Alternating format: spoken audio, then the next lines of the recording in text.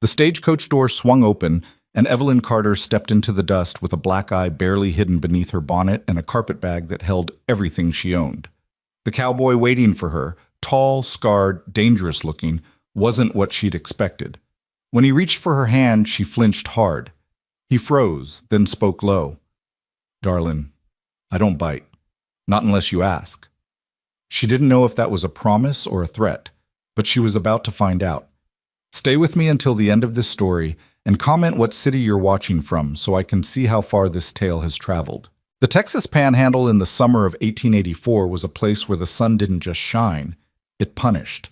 It beat down on the red earth like a hammer on an anvil, turning the town of Dust River into something that shimmered and wavered in the heat, more mirage than reality. The buildings along Main Street leaned slightly, as if exhausted by their own existence, their wooden facades bleached gray by years of relentless exposure. Tumbleweeds gathered in the corners where the wind forgot them, and the only sounds were the occasional creak of a windmill and the lazy buzz of flies that seemed to own the place. It was into this silence that the afternoon stagecoach arrived, its wheels grinding through the dirt, leaving twin trails of dust that hung in the air long after it had stopped. The driver, a weathered man named Tucker, with a face like old leather, pulled the reins and set the brake with the efficiency of someone who'd done this 1,000 times before. He didn't bother announcing the stop. In Dust River, there was rarely anyone to announce it to. But today was different. Today, Colt Maddox was waiting. He stood in the shade of the general store's overhang, one shoulder propped against a support beam, his hat pulled low enough to shadow most of his face. To anyone watching, he might have looked relaxed, even lazy. But the tension in his jaw and the way his fingers drummed against his thigh told a different story. He'd been standing there for the better part of an hour, watching that eastern road like it might disappear if he looked away. 3 months. That's how long it had been since he'd sent that letter. He still wasn't sure what had possessed him to do it. Loneliness, maybe. The kind that settled into your bones after too many winters alone, after too many conversations with horses and too many suppers eaten in silence. His neighbor, Dutch Harrison, had shown him the advertisement in the back of a newspaper from Philadelphia. Refined ladies seeking Western prospects, and had laughed about it like it was the funniest thing he'd ever seen. "Can you imagine," Dutch had wheezed, slapping the paper, "some fancy Eastern girl coming out here to marry a roughneck like you?" Colt had taken the paper home. Read it by lamplight. Read it again. Then, before he could talk himself out of it, he'd written a letter. He'd tried to be honest without being pathetic, describing his ranch, his circumstances, what he could offer. He didn't promise wealth or excitement, just land, a roof, and a man who'd treat her decent. He hadn't expected a response. But Evelyn Carter had written back. Her letters had been careful, proper, with handwriting so neat it looked printed. She told him she was 26, unmarried, educated in a girls' school in Pennsylvania. She'd mentioned that she had few remaining ties to the East and was seeking a fresh beginning in a place where the past holds no claim. That last part had stuck with him, where the past holds no claim. It sounded like something a person wrote when they were running from something. He understood that. Hell, he respected it. But now, watching Tucker climb down from the driver's seat and walk around to open the passenger door, Colt felt something close to panic tighten in his chest. This was real. This wasn't just letters and imagination anymore.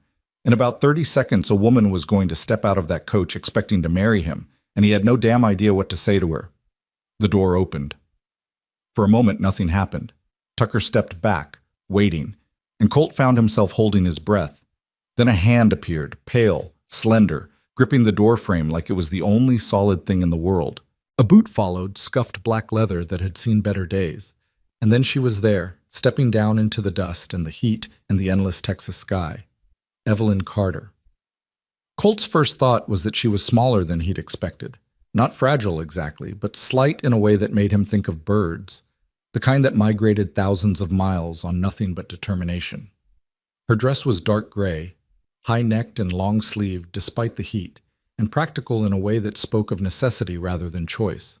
Her hair, dark brown and pulled back in a simple bun, had come partly loose during the journey, and a few strands clung to her temples. But it was her face that stopped him cold. Even from 15 feet away, even with her bonnet shading most of her features, he could see the bruise. It spread from her left cheekbone up toward her eye, a sickly palette of purple and yellow-green that makeup or powder had tried and failed to hide. The eye itself was bloodshot, the white marbled with red. She stood there in the street, one hand clutching a battered carpet bag, the other still gripping the coach door, and looked around with the expression of someone who just jumped off a cliff and was waiting to see if she could fly. Her gaze found him. For 3 heartbeats, they stared at each other across that dusty street, two strangers about to tie their lives together based on nothing but words on paper and mutual desperation. Then Colt pushed off from the wall and started toward her. He was careful to move slowly, to keep his hands visible. Even so, he saw her tense, saw her knuckles go white on the handle of that bag. When he got within 10 feet, she took a small step backward. He stopped. "Miss Carter?" His voice came out rougher than he'd intended, gravelly from disuse. He cleared his throat and tried again. "I'm Colt Maddox." She nodded once, quick and nervous, like a sparrow deciding whether to bolt. Up close, the damage to her face was even worse. The bruise was at least a week old, maybe more, and it hadn't been the only blow. He could see the faint yellow shadow of an older injury along her jaw, and her bottom lip had a barely healed split on one side. Something dark and ugly twisted in Colt's gut. He pulled his hat off, ran a hand through his hair, and tried to figure out what the hell you were supposed to say to a woman who'd traveled 1,000 miles to marry a stranger. "It's good to finally meet you. Your letters, they were real nice." "Thank you." Her voice was so quiet he almost didn't hear it. Eastern accent, refined, but shaking. "Yours were as well." Behind her, Tucker was unloading a small trunk from the back of the coach, apparently her only other possession. He set it in the dirt with a thump and tipped his hat to Evelyn. "Safe travels, miss. Welcome to Texas." She managed a small smile for him, but it died the moment she looked back at Colt. He'd seen that look before. On horses that had been beaten.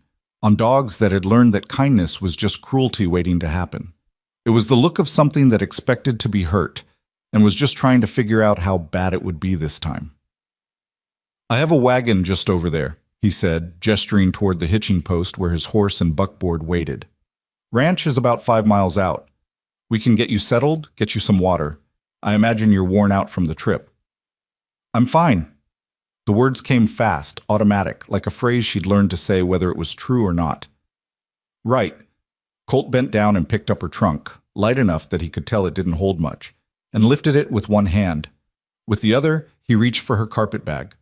"Let me help you with—" She jerked back so fast she almost fell, pulling the bag against her chest like he'd tried to take something vital. Her eyes went wide, showing white all around, and for a second Colt thought she might actually run. He immediately raised both hands, palms out, and took a step back. "I'm sorry," he said quickly. "I'm sorry. I wasn't trying to. I was just going to carry it to the wagon. But you hold on to it. That's fine. That's all right." She was breathing hard, shallow gasps that made her shoulders rise and fall. Her gaze darted past him to the street, to the buildings, to the empty horizon, like she was looking for an escape route. "Miss Carter." He kept his voice low, calm, the same tone he'd use with a spooked mare. "I know this is strange. I know you don't know me from Adam. But I give you my word. I'm not going to hurt you. I'm not going to take anything that's yours. And if you want to get back on that coach when it leaves in an hour, I'll pay your fare back east myself. No questions asked." She stared at him, and he could see her mind working, trying to decide if he was telling the truth or just saying what she wanted to hear. Finally, she swallowed and loosened her death grip on the bag, just slightly. "I appreciate your consideration, Mr. Maddox." Each word was carefully chosen, properly enunciated. "I apologize for my reaction. The journey has been difficult." "No need to apologize." He gestured again toward the wagon, but made no move to touch her or crowd her. "Whenever you're ready." She took a breath, squared her shoulders in a way that looked like it cost her, and started walking toward the buckboard. Her steps were careful, measured, like she was navigating a minefield. Colt followed a few paces behind, carrying her trunk, and tried not to notice the way she kept glancing back at him, like she needed to know where he was at all times. The wagon was nothing special. sturdy, functional, with a plank seat and a bed big enough for supplies. His horse, a roan gelding named Rust, dozed in the harness, tail flicking at flies. When they approached, the horse lifted his head and nickered softly. Evelyn stopped, and for the first time since stepping off the stage, something other than fear crossed her face. "He's beautiful," she whispered. "He's old and stubborn," Colt said, setting the trunk in the wagon bed. "But he's good company." He moved to Rust's head and stroked the horse's nose. "This is Rust. He won't bite unless you're made of sugar cubes." Was that almost a smile? It flickered at the corner of her mouth and then vanished, but he'd seen it. "May I?" She took a small step closer, one hand half raised. "Go ahead." She approached slowly, extending her hand toward Rust's muzzle. The horse, bless him, stood perfectly still and let her touch him, even leaning slightly into her palm when she stroked his cheek. Some of the tension drained out of her shoulders. "I had a horse once," she said quietly, still petting Rust. "When I was a girl, a little gray mare named Patience." "What happened to her?" The tension snapped back immediately, and she pulled her hand away. "My father sold her when I was 13. The way she said it, flat, empty, told Colt there was a lot more to that story. None of it good. "Well," he said after a moment, "we've got 3 horses at the ranch. You're welcome to ride any of them, whenever you want." She looked at him sharply, like she was trying to figure out if this was some kind of trick. Even if we're not what? Married." The word hung between them, heavy and complicated. Colt met her eyes. Brown, he noticed, the color of oak bark, and currently filled with a mixture of hope and absolute terror. "Miss Carter, far as I'm concerned, you're not obligated to anything. Not to me, not to any agreement we made in letters. You want to stay at the ranch, keep your own room, take your time figuring things out. That's fine. You want to leave tomorrow, next week, next month, also fine. The horses are there. The land is there. You're welcome to both, no strings attached." "That's not..." She shook her head slightly, confusion creasing her brow. "That's not how this works. You sent money for my passage. You have expectations." "I've got exactly one expectation," Colt said, "that you'll be honest with me if you're unhappy or uncomfortable. Everything else, we can figure out as we go." She studied him for a long moment, and he had the distinct feeling he was being measured against some invisible standard, some template of men who'd come before him. He wondered what they'd done to put that bruise on her face, that tremor in her hands. He wondered if he'd ever measure up to whatever it was she needed. "You're not what I expected," she said finally. "Yeah, well," he managed a half smile. "You're exactly what I expected." Her eyebrows rose. "What do you mean?" "Someone brave enough to get on a train alone and travel halfway across the country to marry a stranger. Someone strong enough to keep going even when everything probably told you to stop." He nodded toward her face, careful not to stare directly at the bruise. "Someone who's been through hell but is still standing." Her breath caught, and for a second he thought she might cry. But she didn't. She just clutched her carpetbag tighter and looked away, blinking hard. "We should go," she said, voice strained, "before it gets any hotter." "Yes, ma'am." He helped her up onto the wagon seat. She flinched when his hand touched her elbow, but she didn't pull away, and then climbed up beside her. Not too close, leaving a good foot of space between them. He picked up the reins, released the brake, and clicked his tongue at Rust. The wagon lurched into motion, wheels creaking, and they rolled out of Dust River heading west into an ocean of grass and sky. For the first mile, neither of them spoke. Colt kept his attention on the road, 2 ruts in the earth that passed for a road out here, and tried to think of something to say that wouldn't sound stupid. Every possibility that came to mind seemed wrong. "Nice weather we're having" was idiotic when you could fry an egg on a rock. "Tell me about yourself" felt like an interrogation. So, about that bruise was absolutely out of the question. Beside him, Evelyn sat rigid, hands folded in her lap, staring straight ahead like she was trying to memorize the horizon. The carpetbag sat at her feet, and even though her hands were empty, he could tell she was still mentally clutching it. It's pretty flat out here," Colt finally offered, then immediately wanted to kick himself. Pretty flat? That's what he was going with. "Yes." A pause. "Very flat." Another half mile of silence. You must be thirsty, he tried again. There's a canteen behind the seat. Water's not cold, but it's wet. Thank you. She didn't reach for it. This was going great, just great. Look, he said, pulling Russ to a stop. I know I'm not good at this. Talking to people, I mean. Especially women. Especially women who...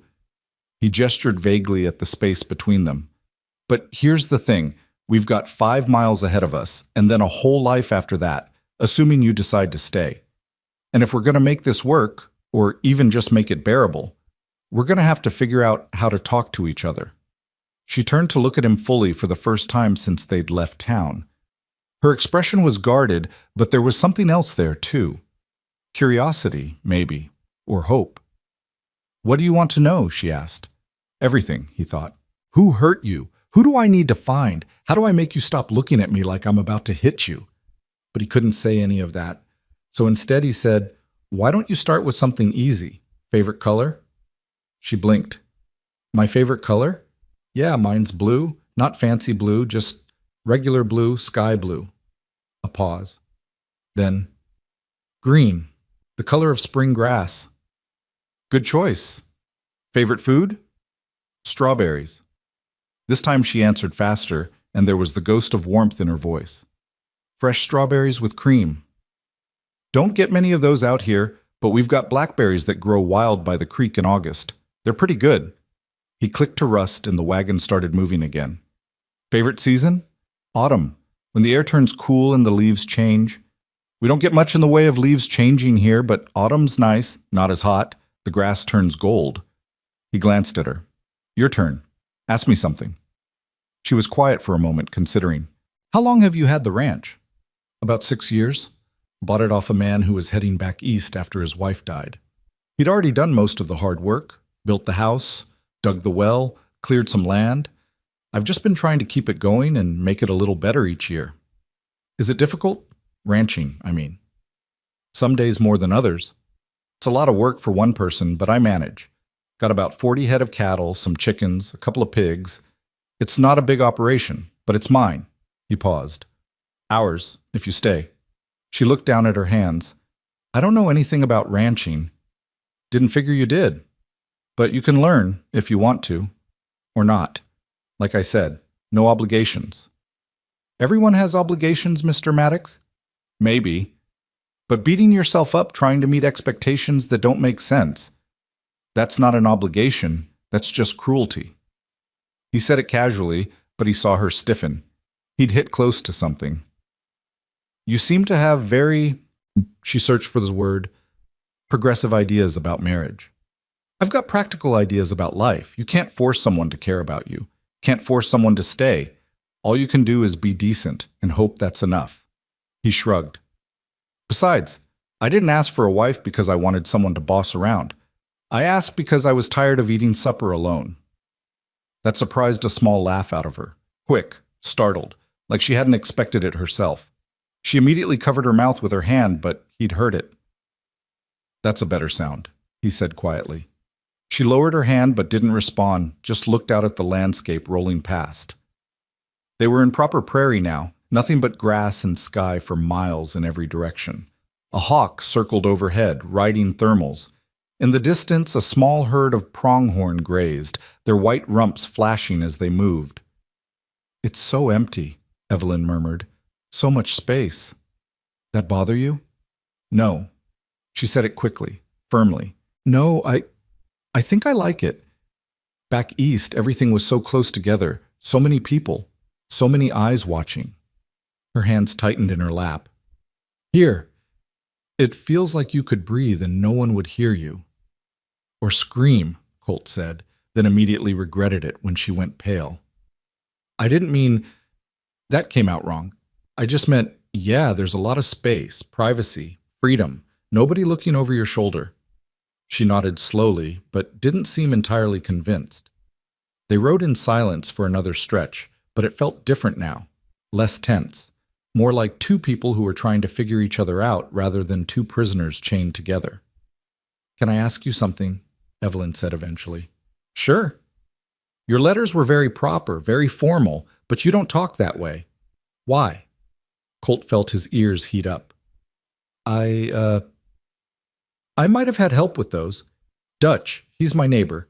He used to be a school teacher before he came west. I told him what I wanted to say, and he helped me make it sound less stupid. You didn't sound stupid. I would have if I'd written it myself. My spelling's not great, and I never got much past 6th grade before I had to start working. He glanced at her.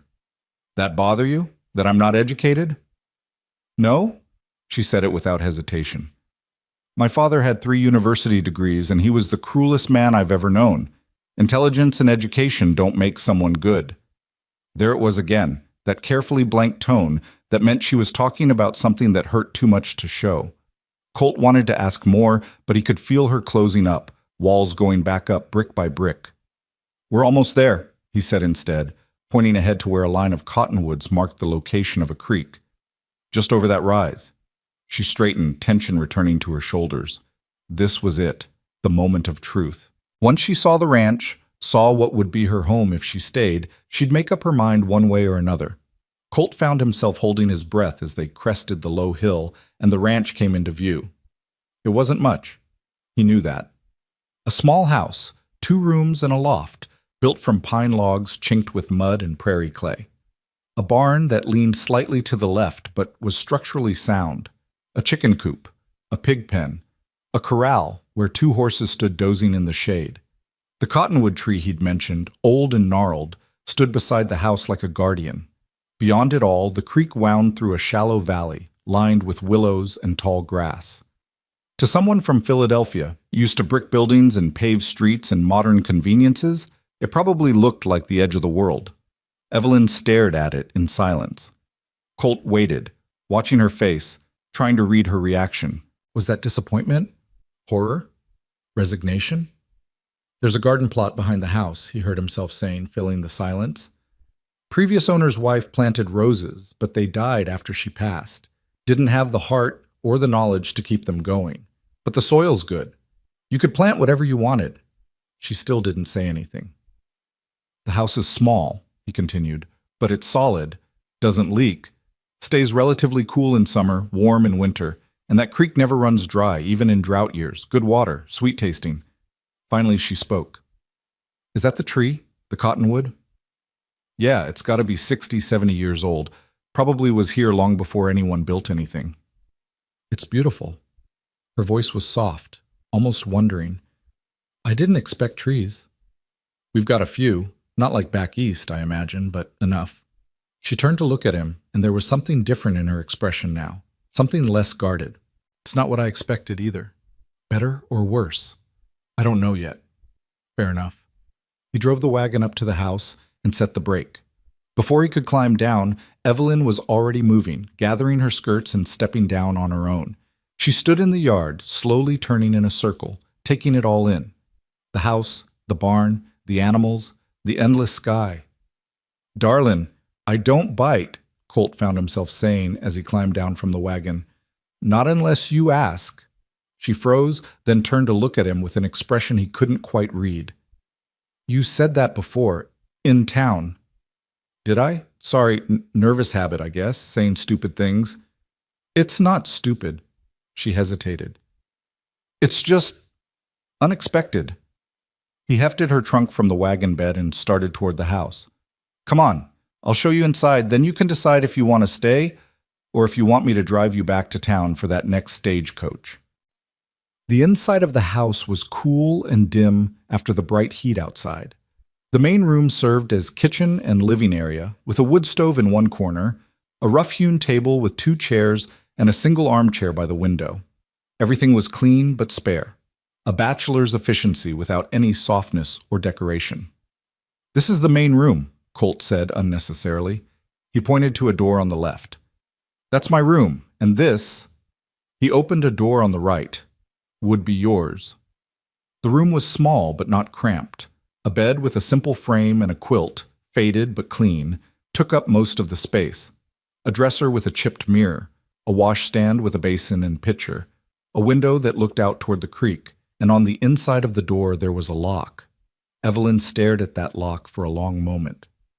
I installed it last month, Colt said quietly, setting her trunk at the foot of the bed. after I got your letter saying you were coming. Figured you might want your privacy." He pulled a key from his pocket and held it out to her. "This is the only key. You can lock it from the inside or the outside. Your choice, always." She took the key slowly, like she couldn't quite believe it was real. Her fingers closed around it, and he saw her throat work as she swallowed. "There's a bolt on the back door, too," he continued, "and I sleep heavy. You want to leave in the middle of the night, take a horse, take the wagon, whatever you need, I won't stop you. You're not a prisoner here, Miss Carter. You're a guest. And if you decide to stay longer than that, well, we'll figure it out." She looked up at him, and her eyes were shining with unshed tears. "Why are you being so kind? This is just basic decency. You'd be surprised how uncommon that is."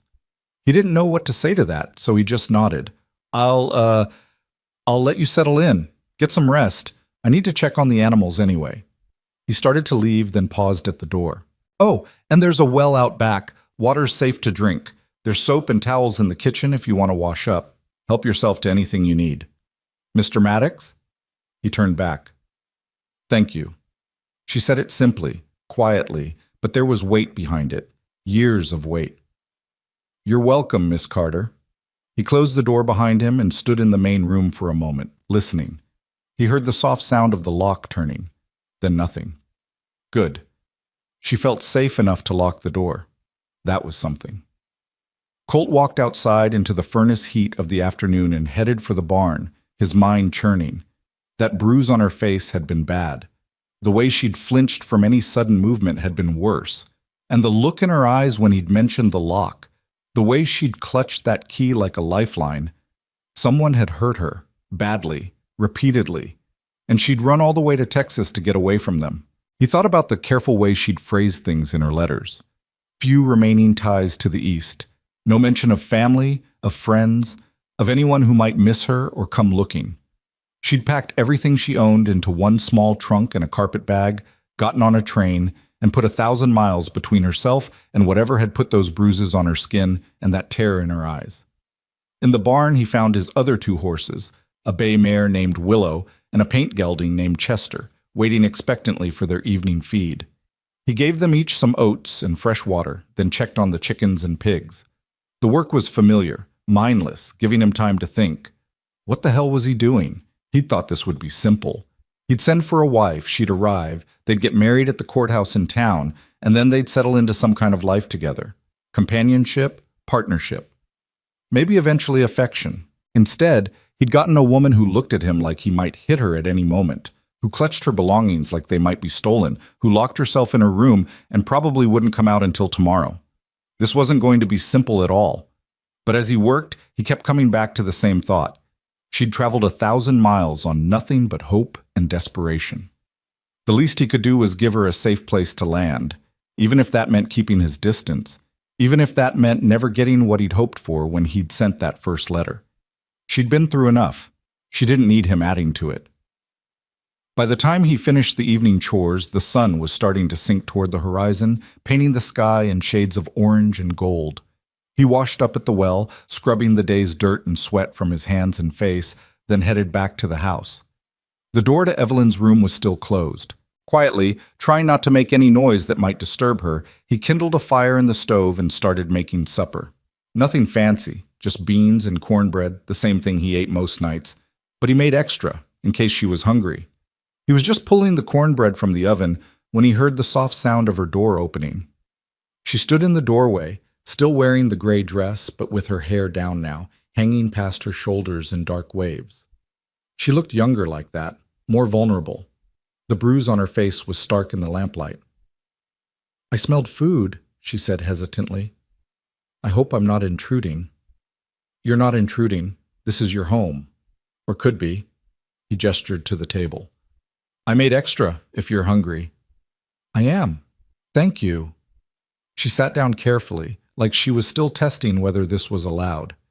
He served her a plate of beans and a thick slice of cornbread, then got one for himself and sat down across from her. They ate in silence for a few minutes. He tried not to watch her, but he couldn't help noticing the way she ate. Small bites, slow, like she was forcing herself, like her stomach was in knots. "It's good," she said finally. "Simple, but good." I'm not much of a cook, but I can manage the basics. That's more than I can say. My father believed education for women should focus on literature and music, not domestic skills. She said it dryly, with just a hint of bitterness. You play music? Piano. Or I did. I haven't touched one in 5 years. Why not? She set down her fork and he watched the walls go up again. My father sold it, along with most of our other possessions, when his investments failed. That why you left? Financial trouble? That was part of it. She picked up her fork again, but didn't eat, just pushed beans around her plate. The main reason was that he'd arranged for me to marry his business partner, a man twice my age who'd already buried 2 wives. Colt's jaw tightened. I take it you weren't enthusiastic about the arrangement. I told him I wouldn't do it, that I'd rather live in poverty than marry that man. Her voice was flat, emotionless, but her knuckles were white where she gripped the fork. He said I was being ungrateful, hysterical, that I didn't understand what was best for me. And the bruise? She touched her face instinctively, then dropped her hand. That came later, after I kept refusing, after I tried to leave. The rage that bloomed in Colt's chest was sharp and sudden, but he kept it off his face. Getting angry wouldn't help her. It would just scare her more. But you got away, he said quietly. Eventually. A neighbor, an older woman who'd been kind to me, helped me, gave me money she'd been saving, helped me pack in the middle of the night while my father was passed out drunk, took me to the train station before dawn. She finally looked up at him, and her eyes were haunted. I left without saying goodbye to anyone, without taking anything that wasn't absolutely necessary. I've been traveling for 3 weeks, staying in cheap boarding houses, eating stale bread, trying to make the money last until I got here. And if I'd turned out to be just like your father, just like that business partner? She smiled, but there was no humor in it. Then I would have run again, and kept running until I found somewhere they couldn't follow, or until I ran out of places to go. But you took the risk. You got on that stagecoach even though you didn't know what you were walking into. The risk of staying was worse. They sat in silence for a moment, the weight of everything unsaid hanging between them. Well, Colt said eventually, pushing back from the table, for what it's worth, I'm glad that neighbor helped you. And I'm glad you got on that train. And I'm glad you're here, even if I'm probably the last person who knows how to help someone in your situation. You've already helped, Evelyn said softly, more than you know. He didn't know what to say to that, so he just started clearing the table. She rose to help him, but he waved her off. You've had a long day. Go rest. I'll take care of this. She hesitated, then nodded. Good night, Mr. Maddox. Colt, he said. You can call me Colt. Mr. Maddox makes me feel like my father. Good night, Colt. Good night, Evelyn. She disappeared back into her room, and a moment later he heard the quiet click of the lock. Colt stood at the sink, washing dishes in water that had gone cold, and stared out the window at the darkening prairie. Moths battered against the glass, drawn to the lamplight inside. Somewhere in the distance, a coyote howled. This wasn't what he'd expected, but then again, he had a feeling that nothing about Evelyn Carter was going to be what he expected. And maybe, he thought as he dried the last plate and set it on the shelf, maybe that wasn't such a bad thing. Outside, the stars were coming out, thousands of them, scattered across the sky like someone had thrown handfuls of diamonds into the darkness. In Pennsylvania, Evelyn had probably never seen stars like this. Too much light from the cities, too much smoke from the factories. But here, in this empty, windswept corner of Texas, the stars were so bright you could almost read by them. He hoped she'd see them. Hoped she'd look out her window and see all that vast darkness punctured by light, and maybe feel a little less afraid. Because if there was one thing he'd learned out here in the territory, it was this. Darkness always felt bigger when you were facing it alone. But when you had someone beside you, even a stranger, even someone you barely knew, it didn't seem quite so overwhelming. Tomorrow they'd start figuring out what came next, whether she'd stay or go, whether they'd marry or remain nothing more than housemates, whether the fragile threads of trust beginning to form between them would hold or snap under the weight of everything they were both carrying. But tonight, she was safe. She had a locked door and a soft bed and enough space to breathe without anyone watching. And for tonight, that would have to be enough. Colt banked the fire in the stove, turned down the lamps, and headed to his own room. He didn't lock his door. Wanted her to know that if she needed anything in the night, if she was scared, if she was hungry, if she just needed to know someone else was there, his door would be open. As he lay down on his narrow bed and listened to the familiar sounds of the house settling, the wind outside, the distant calls of night birds, he found himself thinking about that moment in town when she'd stepped off the stagecoach and he'd seen the fear in her eyes. "Darlin', I don't bite, not unless you ask." He'd said it without thinking, trying to lighten the moment, trying to show her he wasn't a threat. But now, lying in the dark, he realized what he'd really been saying. "I won't hurt you. Not now, not ever. Not unless you want me to stop being careful, stop keeping my distance, stop treating you like you might break. But that choice is yours, always yours. I won't bite unless you ask." And with that thought, Colt Maddox drifted off to sleep in his small house on the Texas prairie, while in the room next door, a woman from nowhere slowly began to believe that maybe, just maybe, she'd finally found a place where the past couldn't reach her, where she could breathe without fear, where she could begin again. The first light of dawn came thin and gray through Evelyn's window, pulling her from a sleep that had been more exhaustion than rest. For a disorienting moment, she didn't know where she was. The room was unfamiliar, the sounds wrong, the air carrying scents of sage and dust instead of coal smoke and dampness. Then memory crashed back. Texas. The ranch. Colt Maddox. She sat up slowly, every muscle in her body protesting. 3 weeks of travel, of sleeping in hard beds and cramped train seats, had left her feeling like she'd been beaten all over again. The bruise on her face throbbed dully, a constant reminder of the night she'd finally escaped, when her father had caught her packing and his fist had found her cheekbone with practiced efficiency. The room was exactly as it had been last night, small, spare, but blessedly private. The key still sat on the dresser where she'd placed it before sleeping, and seeing it there sent a flutter of relief through her chest. She'd locked the door. She'd slept behind a locked door for the first time in months, and nothing had happened. No one had tried to break it down. No one had demanded entry. No one had punished her for the audacity of wanting safety. Outside her window, she could see the prairie turning gold in the early light, and beyond it, that massive cottonwood tree swaying gently in the morning breeze. Birds were singing, not the sparrows and pigeons of Philadelphia, but something wilder, their calls unfamiliar and strangely beautiful. She rose and poured water from the pitcher into the basin, gasping slightly at how cold it was. But the shock was welcome, clearing the fog from her mind as she washed her face and hands.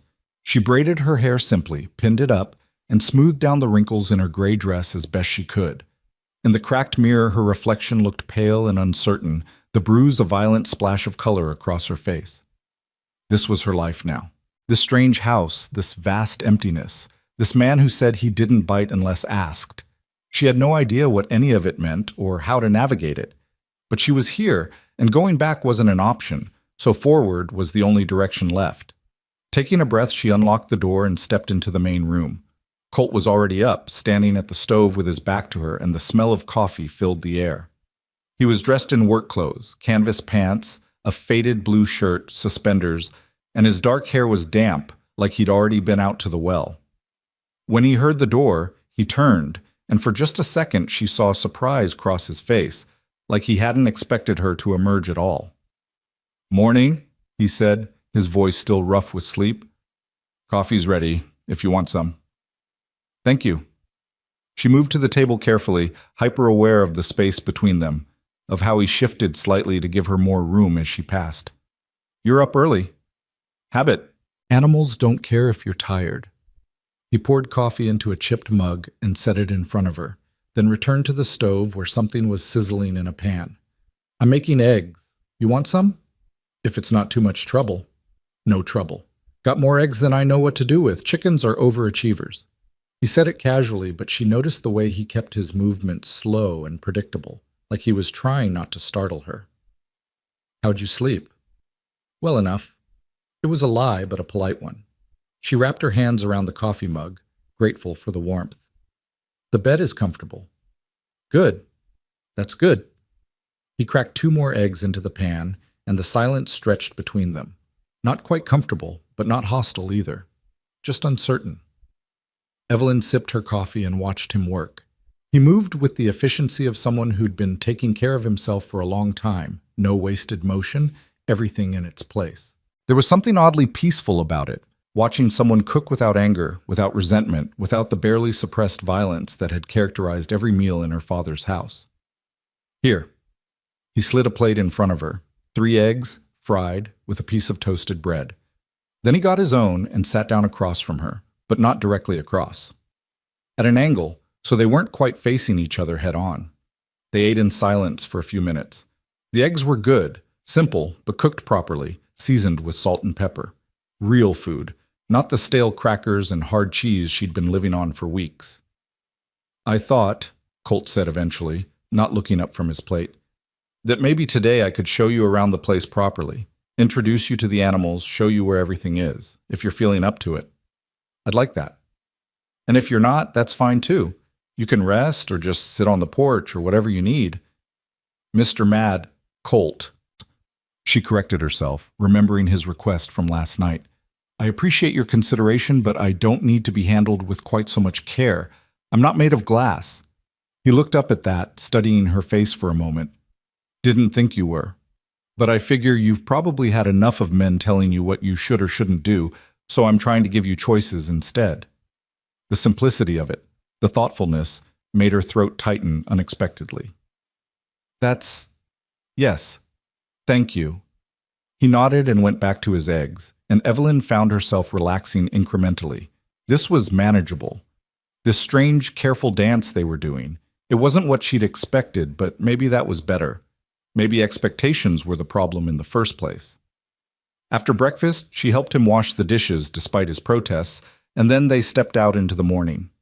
The heat was already building, the sun climbing higher, but there was a breeze that made it bearable. Colt settled his hat on his head and started toward the barn, and Evelyn followed, lifting her skirt slightly to keep them out of the dust. "This is Willow," he said, stopping at the first stall where a bay mare stood munching hay. "She's the sweetest-tempered horse you'll ever meet. You could probably ride her bareback with a piece of string for a bridle, and she'd take care of you." Evelyn extended her hand slowly, and Willow snuffled at her palm, then allowed herself to be petted. The mare's coat was soft, warm under her fingers, and for a moment Evelyn was transported back to childhood, to early mornings in her father's stable before everything had gone wrong, when her mother was still alive and the world had still made sense. "She's beautiful," Evelyn whispered. "She is. And this troublemaker," Colt moved to the next stall, "is Chester. He's got opinions about everything and he'll test you, but he's sound and he's smart. Just don't let him convince you he deserves extra oats. He's a con artist." The paint horse tossed his head as if offended by the characterization, and despite everything, Evelyn felt a smile tug at her lips. "And you've already met Rust," Colt continued, moving to where the roan gelding stood in the third stall. "He's half asleep most of the time, but he's steady. You could trust your life to him, and he wouldn't let you down." "How long have you had them?" "Willow and Rust came with the ranch. Chester I bought off a trader about 2 years ago. Paid too much for him, but I don't regret it." He stroked Rust's neck affectionately. "Like I said yesterday, you're welcome to ride any of them whenever you want. I can show you the trails, or you can explore on your own. Your choice." There was that phrase again, your choice, like he was trying to give her back something that had been taken from her. They left the barn and made a circuit of the property, the chicken coop where a dozen hens clucked and scratched, the pig pen where 2 enormous sows lounged in mud, the vegetable garden that Colt admitted was more weeds than vegetables at this point, because he was terrible at maintaining it. He showed her the creek, shaded by willows, where the water ran clear and cold over smooth stones. He pointed out the property boundaries. About 160 acres, nothing fancy, but it's paid for, and it's ours, and explained his plans for eventually expanding the herd if he could get help with the work. Through it all, Evelyn listened and observed, trying to imagine herself here, trying to picture days filled with this quiet routine, this simple work. It was so different from everything she'd known, from the suffocating social obligations of Philadelphia, from the constant worry about money and reputation, from the violence that had lurked under the surface of every interaction with her father. "What do you think?" Colt asked finally, when they'd made their way back to the house and were standing in the shade of the cottonwood. "Still looks like the edge of the world?" "Yes," she said honestly. "But maybe that's not a bad thing. Maybe the edge is exactly where I need to be." He studied her for a moment, his expression unreadable under the shadow of his hat brim. "Can I ask you something?" Her stomach tightened. "All right." "Last night, you said your father's business partner had already buried 2 wives. Did you ever wonder what happened to them?" The question sent ice through her veins. "Every day, especially after I met him and saw the way he looked at me, like I was something he'd already purchased and was just waiting to claim." "You think he killed them?" "I don't know. No one ever said anything directly. But the first one died in a fall down the stairs, and the second one took ill very suddenly and was dead within a week. And both of them had looked terrified at social gatherings in the months before they died." She wrapped her arms around herself despite the heat. "Maybe I'm wrong.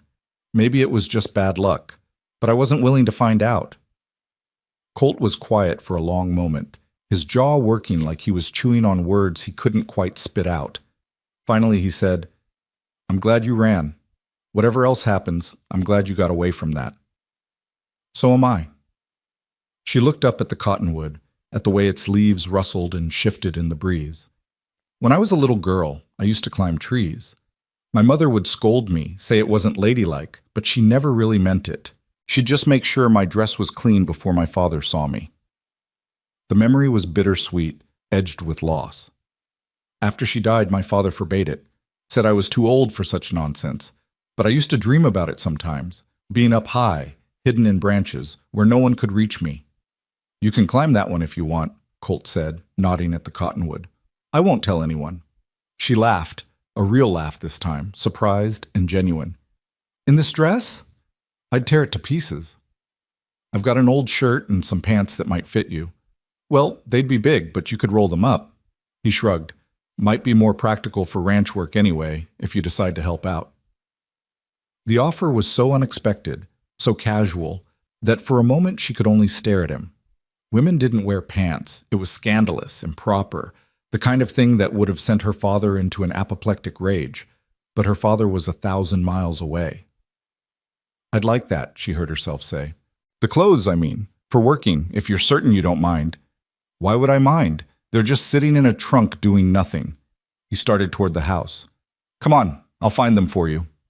Inside, he rummaged through a chest in his room, the door left open, she noticed, maintaining that careful propriety, and emerged with a faded blue work shirt and a pair of canvas pants. "These were mine when I was younger, before I filled out. Should fit you better than my current clothes would." He handed them to her, not quite meeting her eyes. "You can change in your room. Take your time." She retreated to her bedroom and closed the door, then stood for a moment just holding the clothes. They smelled of cedar and dust, clean but long stored. The fabric was soft with age and washing, worn thin in places but still sound. Slowly she unbuttoned her gray dress and let it fall away. The corset beneath came next, and she breathed deeply for the first time in hours, feeling her ribs expand without restriction. The shift she left on for modesty, then pulled on the pants. They were too large in the waist, too long in the leg, but when she rolled the waistband and cuffs, they stayed up well enough.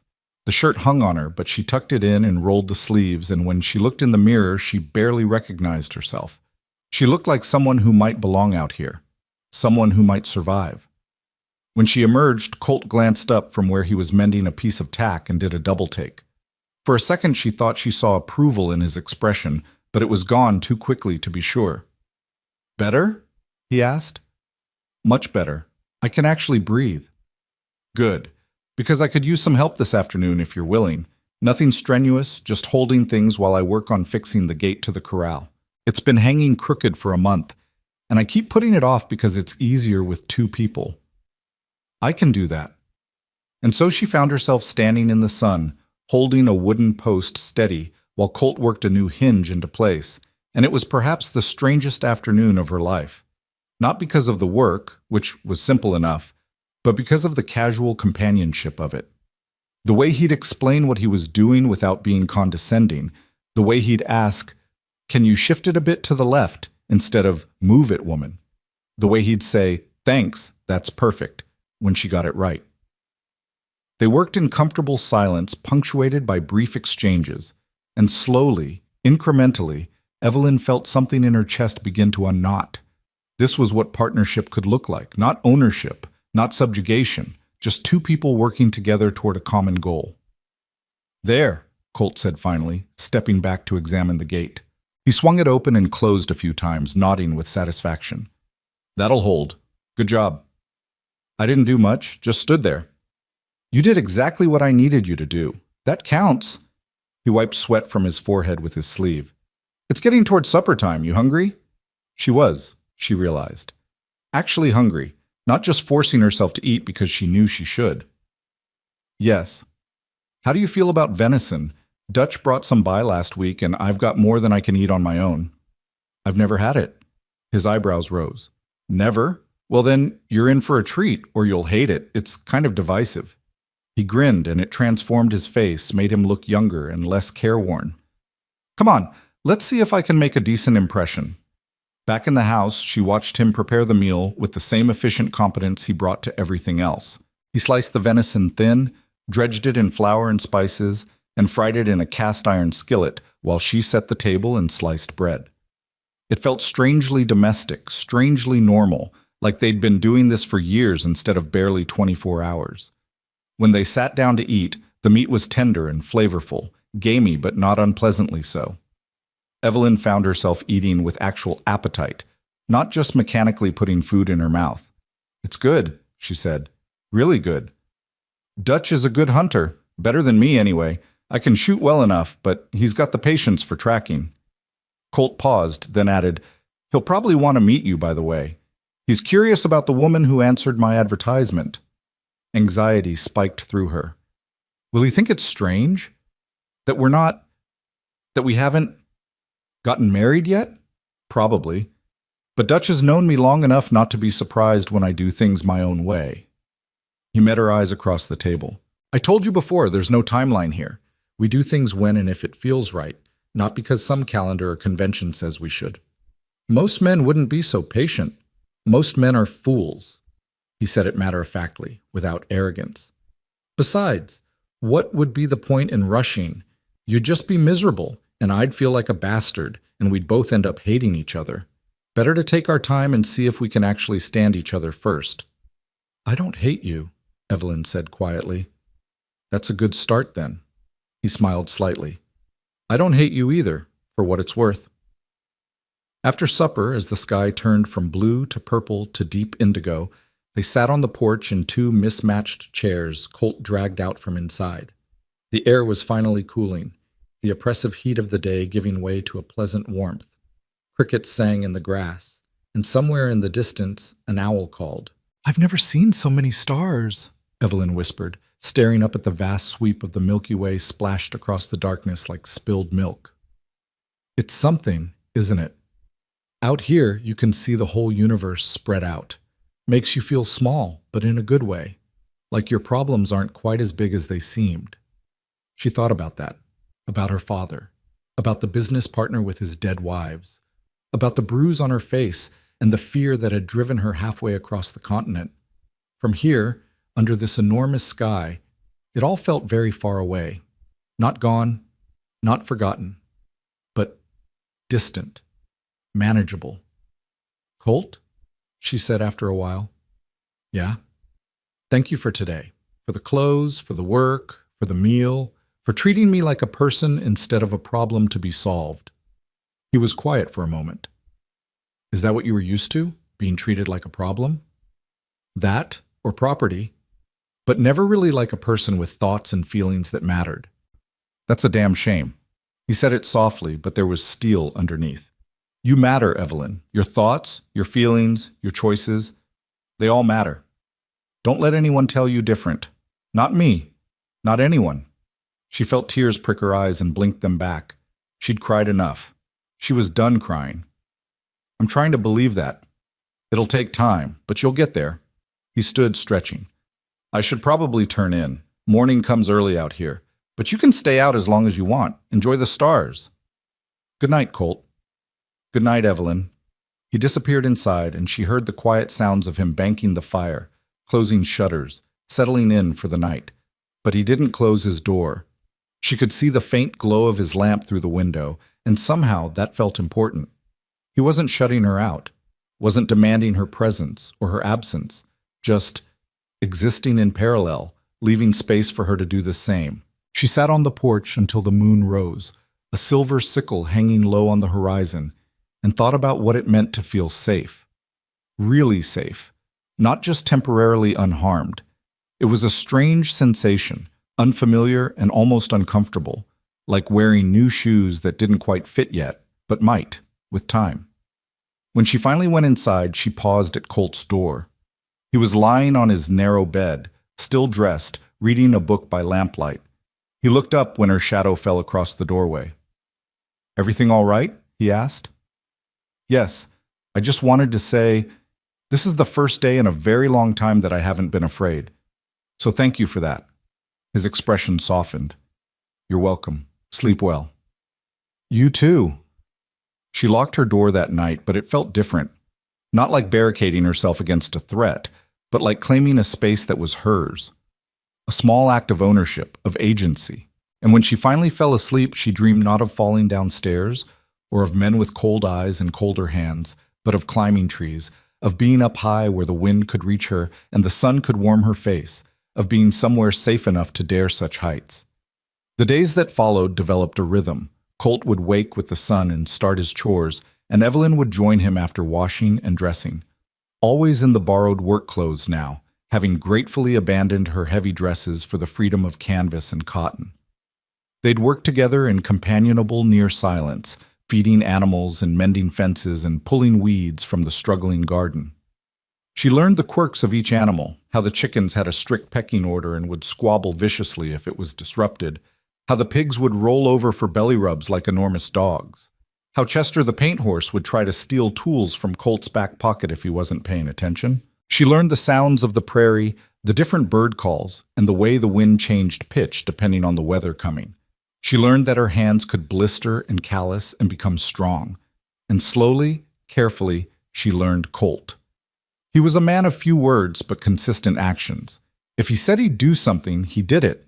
If he made a promise, he kept it. He was patient with her when she didn't understand something, never condescending, always willing to explain or demonstrate. He gave her space when she needed it, and companionship when she sought it, somehow intuiting which was which without her having to say. "You're quiet today," he observed one afternoon as they repaired a section of fence that had been damaged by cattle rubbing against it. "Everything okay?" Evelyn hammered another nail into the post before answering. "I was just thinking about my father, about what he'd say if he could see me now, in pants, doing manual labor, living in sin with a man I'm not married to." "We're not living in sin. You've got your room, I've got mine. We're just cohabitating, respectfully." He wouldn't see the distinction. "Good thing he's not here, then." Colt tested the fence to make sure it was solid. "Do you miss him?" "Your father?" "No." The word came out harder than she'd intended. "I miss what I thought he was before I understood what he really was. I miss having a parent, the idea of a parent. But the actual man? No, I don't miss him at all." "That's fair. My old man was a bastard too. Mean drunk who'd hit anything that moved when he was in his cups. I left home at 14 and never looked back." "Is he still alive?" "Don't know. Don't care." He moved to the next section of fence. "Figured out a long time ago that blood doesn't mean much if there's no love behind it. Family's who you choose, not who you're stuck with." The simple wisdom of it struck her. Family was who you chose. What a radical concept. What a freeing one. "Is that why you never married before?" she asked. "Because you were waiting to choose instead of settle?" He was quiet for a long moment, and she thought maybe she'd overstepped, pushed into territory he didn't want to explore. But then he said, "Partly that. Partly I was just alone for so long I forgot what it was like to need someone else. Got good at being solitary." He glanced at her. "But turns out there's a difference between being alone and being lonely, and I was the second one pretending to be the first." "I understand that." She held a post steady while he nailed it. "In my father's house, I was never alone." There were always servants, always social obligations, always people around. But I was desperately lonely. I think that's worse somehow, being surrounded by people and still feeling utterly isolated. You don't feel that way here? She considered the question honestly. No. Even when we're not talking, even when we're just working side by side in silence, I don't feel alone. I feel accompanied. Is that strange? Not to me. He straightened, wiping his hands on his pants. I've felt more comfortable with you in the past week than I have with most people I've known for years. The confession hung between them, vulnerable and true. Evelyn felt something shift in her chest, some final barrier beginning to crack. That night, she left her door unlocked. Not open, she wasn't ready for that yet, but unlocked. A small gesture of trust, of belief that she was safe here, that Colt meant what he said about respecting her boundaries. She slept more soundly than she had in years. Morning broke with the sound of hoofbeats, fast and urgent, shattering the quiet rhythm they'd built over the past 2 weeks. Evelyn was in the kitchen making coffee when she heard them, and her body went rigid with instinctive fear before her mind could catch up. Through the window, she saw a rider approaching at a gallop, dust billowing behind him, and for one terrible moment she was certain it was someone from back east, someone her father had sent to drag her home.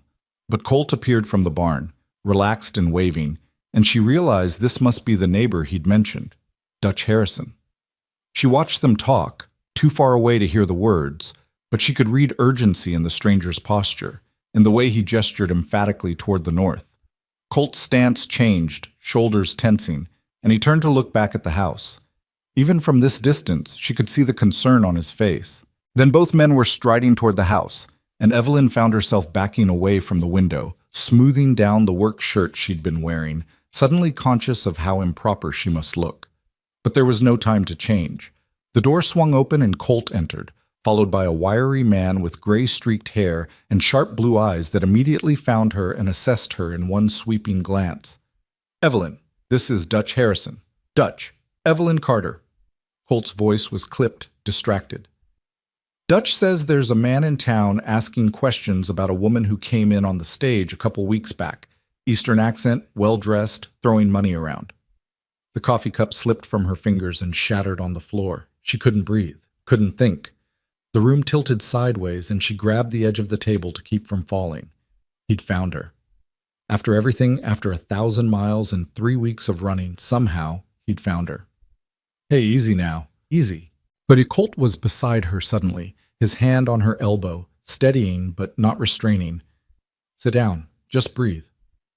"I can't. He can't." The words wouldn't form properly. Her chest was too tight, her lungs refusing to work. "I have to leave.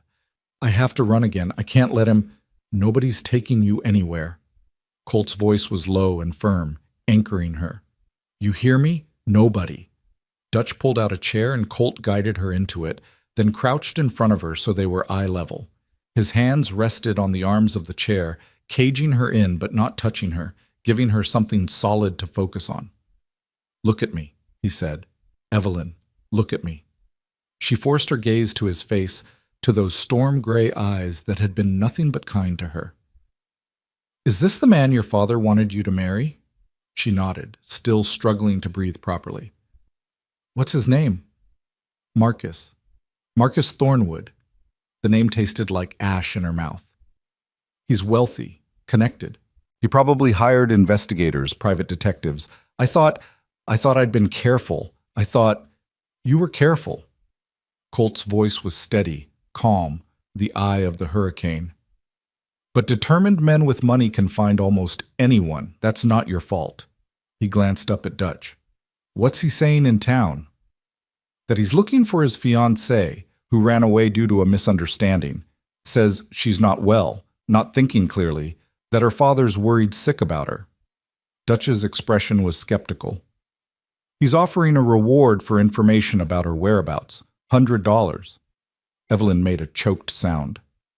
"That's more than most people in Dust River see in 6 months.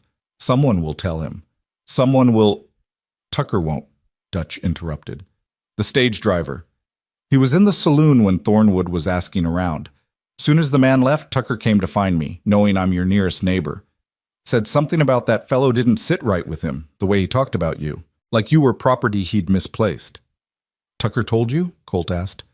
Told me to warn you. Said he didn't see nothing, didn't remember no woman getting off his stage, and if anyone asks him, he'll keep on not remembering. Dutch's weathered face softened slightly as he looked at Evelyn. You've got friends here, girl, more than you know. But $100. There's people in this world who can't be bought, Colt said. Tucker's one of them. Dutch is another, and I sure as hell am a third. He stood, his jaw set in a way that made him look dangerous. How long before he figures out to come here? Hard to say. He was asking about ranchers in the area, places a woman alone might go. Someone might mention your name, might mention you were looking for a wife. Dutch pulled out his tobacco pouch and started rolling a cigarette, his movements casual despite the tension in the room. Could be today, could be tomorrow. Might never make the connection at all if we're lucky. I don't bet on luck. Colt started pacing, thinking, if he comes here, we need a story. Something that explains her presence, that doesn't give him grounds to make a claim. We could say I'm your wife, Evelyn heard herself say. Her voice sounded strange, distant. If we're married, he can't take me back. He'd have no legal right. Marriage doesn't always stop men like that, Dutch said quietly, lighting his cigarette, especially if he's got money for lawyers. But it's something. It's a barrier. She looked at Colt, trying to read his expression. Unless you don't want to, I wouldn't blame you. This isn't what you signed up for when you sent that advertisement. He stopped pacing and stared at her. You think I'd throw you to that wolf just to avoid complications? I think you're a good man who didn't ask to get caught up in someone else's disaster. Evelyn. He crouched in front of her again, and this time he did touch her, his hands covering hers where they gripped the chair. His palms were warm, calloused, steady.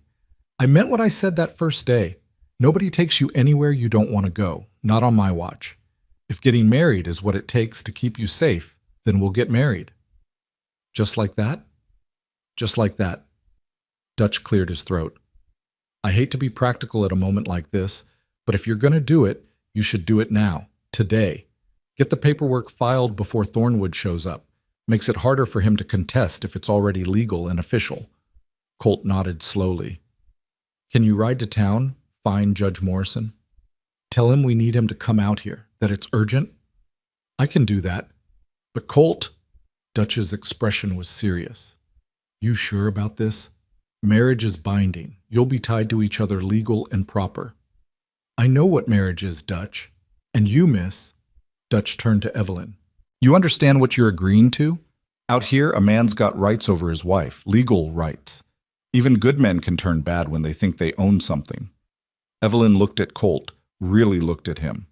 At the worry in his eyes that was for her, not for himself. At the set of his shoulders that said he'd fight anyone who tried to hurt her. At the hands that had never once been raised to her in anger, only offered in help. I trust him, she said simply. Dutch studied them both for a long moment, then nodded. All right then. I'll fetch the judge. Should be back by early afternoon if he's available. He headed for the door, then paused. For what it's worth, I think you're doing the right thing, both of you. After he left, silence fell over the kitchen like a blanket. Evelyn became aware that Colt was still holding her hands, and that she was holding his back, fingers intertwined. She should probably let go. It wasn't proper. But proper seemed like a luxury she could no longer afford. Are you sure? She whispered. This is forever, Colt. You'll be stuck with me. Stuck isn't the word I'd use. He squeezed her hands gently. Evelyn, I was planning to ask you to marry me eventually anyway. This just speeds up the timeline. A pause. Unless you don't want to. If you'd rather run again, I'll help you. I'll give you money, horses, whatever you need. You've got choices here. She thought about running, about climbing back on a stage or a train, about putting more miles between herself and Marcus Thornwood, about starting over somewhere else. But she was so tired of running, so tired of being afraid. And more than that, she didn't want to leave. Not this place, not this strange, quiet life she'd been building, not this man who treated her like she mattered. I want to stay, she said. I want to marry you. If you're truly willing. I'm willing. He smiled, and there was relief in it. Though I should warn you, I don't have a ring or flowers or any of the things you're supposed to have for a proposal. I don't need those things. I just need to know I'm safe. You are. I promise you that. He stood, pulling her up with him, and for a moment they just stood there holding hands in the kitchen with broken pottery at their feet. We should probably clean this up and maybe put on something nicer than work clothes for the ceremony. She looked down at herself and laughed, slightly hysterical. I'm getting married in borrowed pants. Hey, those pants look good on you. His tone was light, trying to ease the tension.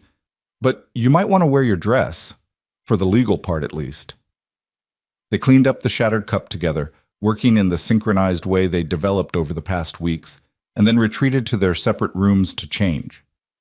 Evelyn pulled out her gray dress, the one she'd arrived in, the only proper dress she owned, and hesitated. It was wrinkled, travel-stained, more suited to a funeral than a wedding, but it was all she had. She washed her face and hands carefully, pinned her hair up in a style that was almost elegant, and tried to ignore the way her hands were shaking.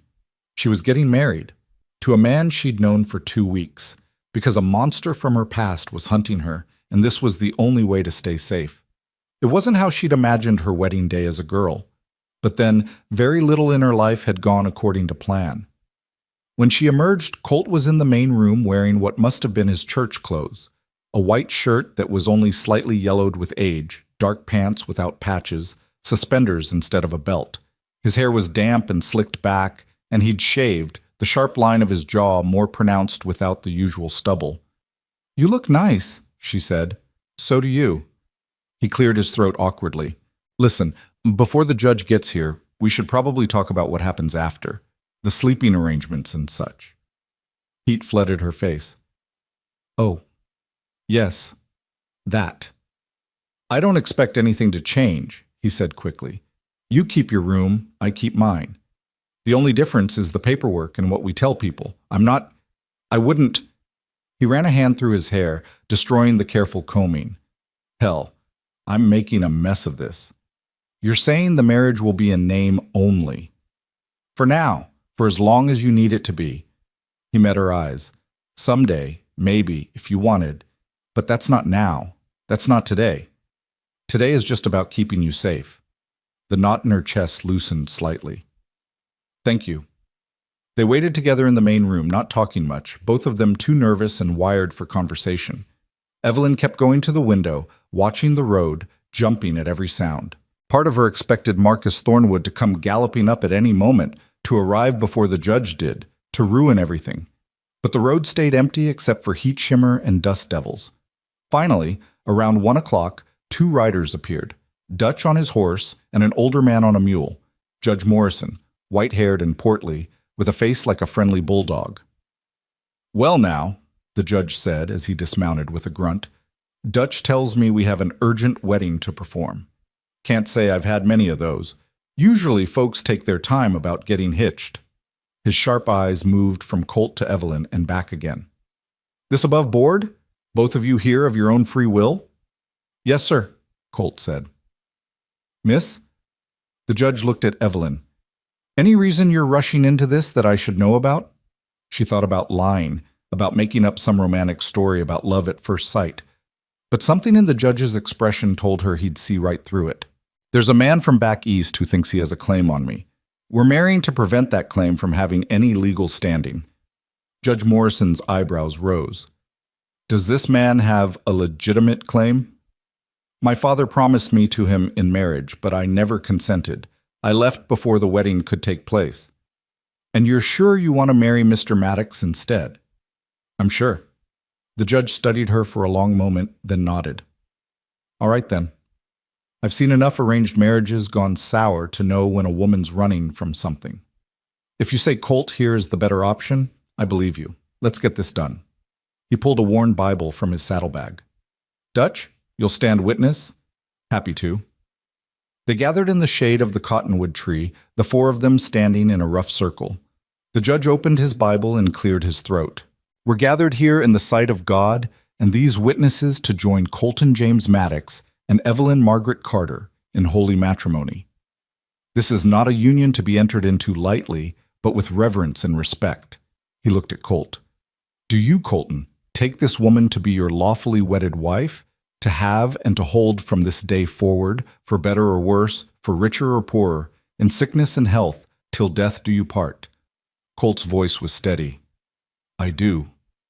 And do you, Evelyn, take this man to be your lawfully wedded husband, to have and to hold from this day forward, for better or worse, for richer or poorer, in sickness and health, till death do you part. She looked at Colt, at this man who'd given her safety, respect, kindness, without asking for anything in return, who was standing here promising to protect her even though it complicated his life immeasurably. I do. By the power vested in me by the territory of Texas, I pronounce you husband and wife. Colt, you may kiss your bride. Or not, given the circumstances. Up to you, folks. There was an awkward pause. Evelyn saw something flicker across Colt's face. Uncertainty, maybe, or desire quickly suppressed. Then he took one of her hands and raised it to his lips, pressing a chaste kiss to her knuckles. Mrs. Maddox, he said softly. Mr. Maddox, she replied, and felt tears prick her eyes. Well, that's that, Judge Morrison said cheerfully, pulling out paperwork. Just need you both to sign here and Dutch to witness, and I'll file this with the county clerk first thing tomorrow. He laid the document on a flat rock and handed Colt a pen. Make it official. They signed. Evelyn Carter becoming Evelyn Maddox with a few scratches of ink, and Dutch added his signature as witness. The judge blotted the document carefully, folded it, and tucked it into his saddlebag. Congratulations, he said, shaking both their hands. I'd say you should celebrate, but Dutch tells me you're expecting trouble. If this Eastern fellow shows up making claims, you send for me. I'll set him straight on the legal facts. Thank you, Your Honor, Colt said. We appreciate you coming out on short notice. Part of the job. Besides, it's not often I get to help someone escape a bad situation. He nodded to Evelyn. You take care of yourself, young lady, and Colt, you take care of her. I intend to. After the judge left, Dutch lingered. I can stay if you want. Extra gun hand in case your visitor shows up today.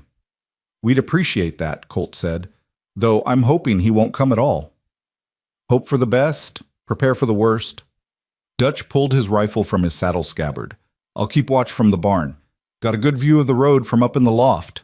He headed off, leaving Colt and Evelyn alone under the cottonwood tree. The branches rustled overhead, casting shifting shadows across the ground.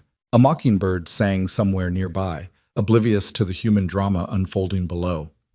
Well, Colt said after a moment, we're married. We are. Evelyn twisted the bare ring finger on her left hand. She should have a ring, she thought, absurdly, but there hadn't been time or money for such things. I'm sorry this isn't what you wanted, a real wedding, a real marriage. It's real enough. He stepped closer, close enough that she could feel the warmth radiating from him in the afternoon heat. Evelyn, listen to me.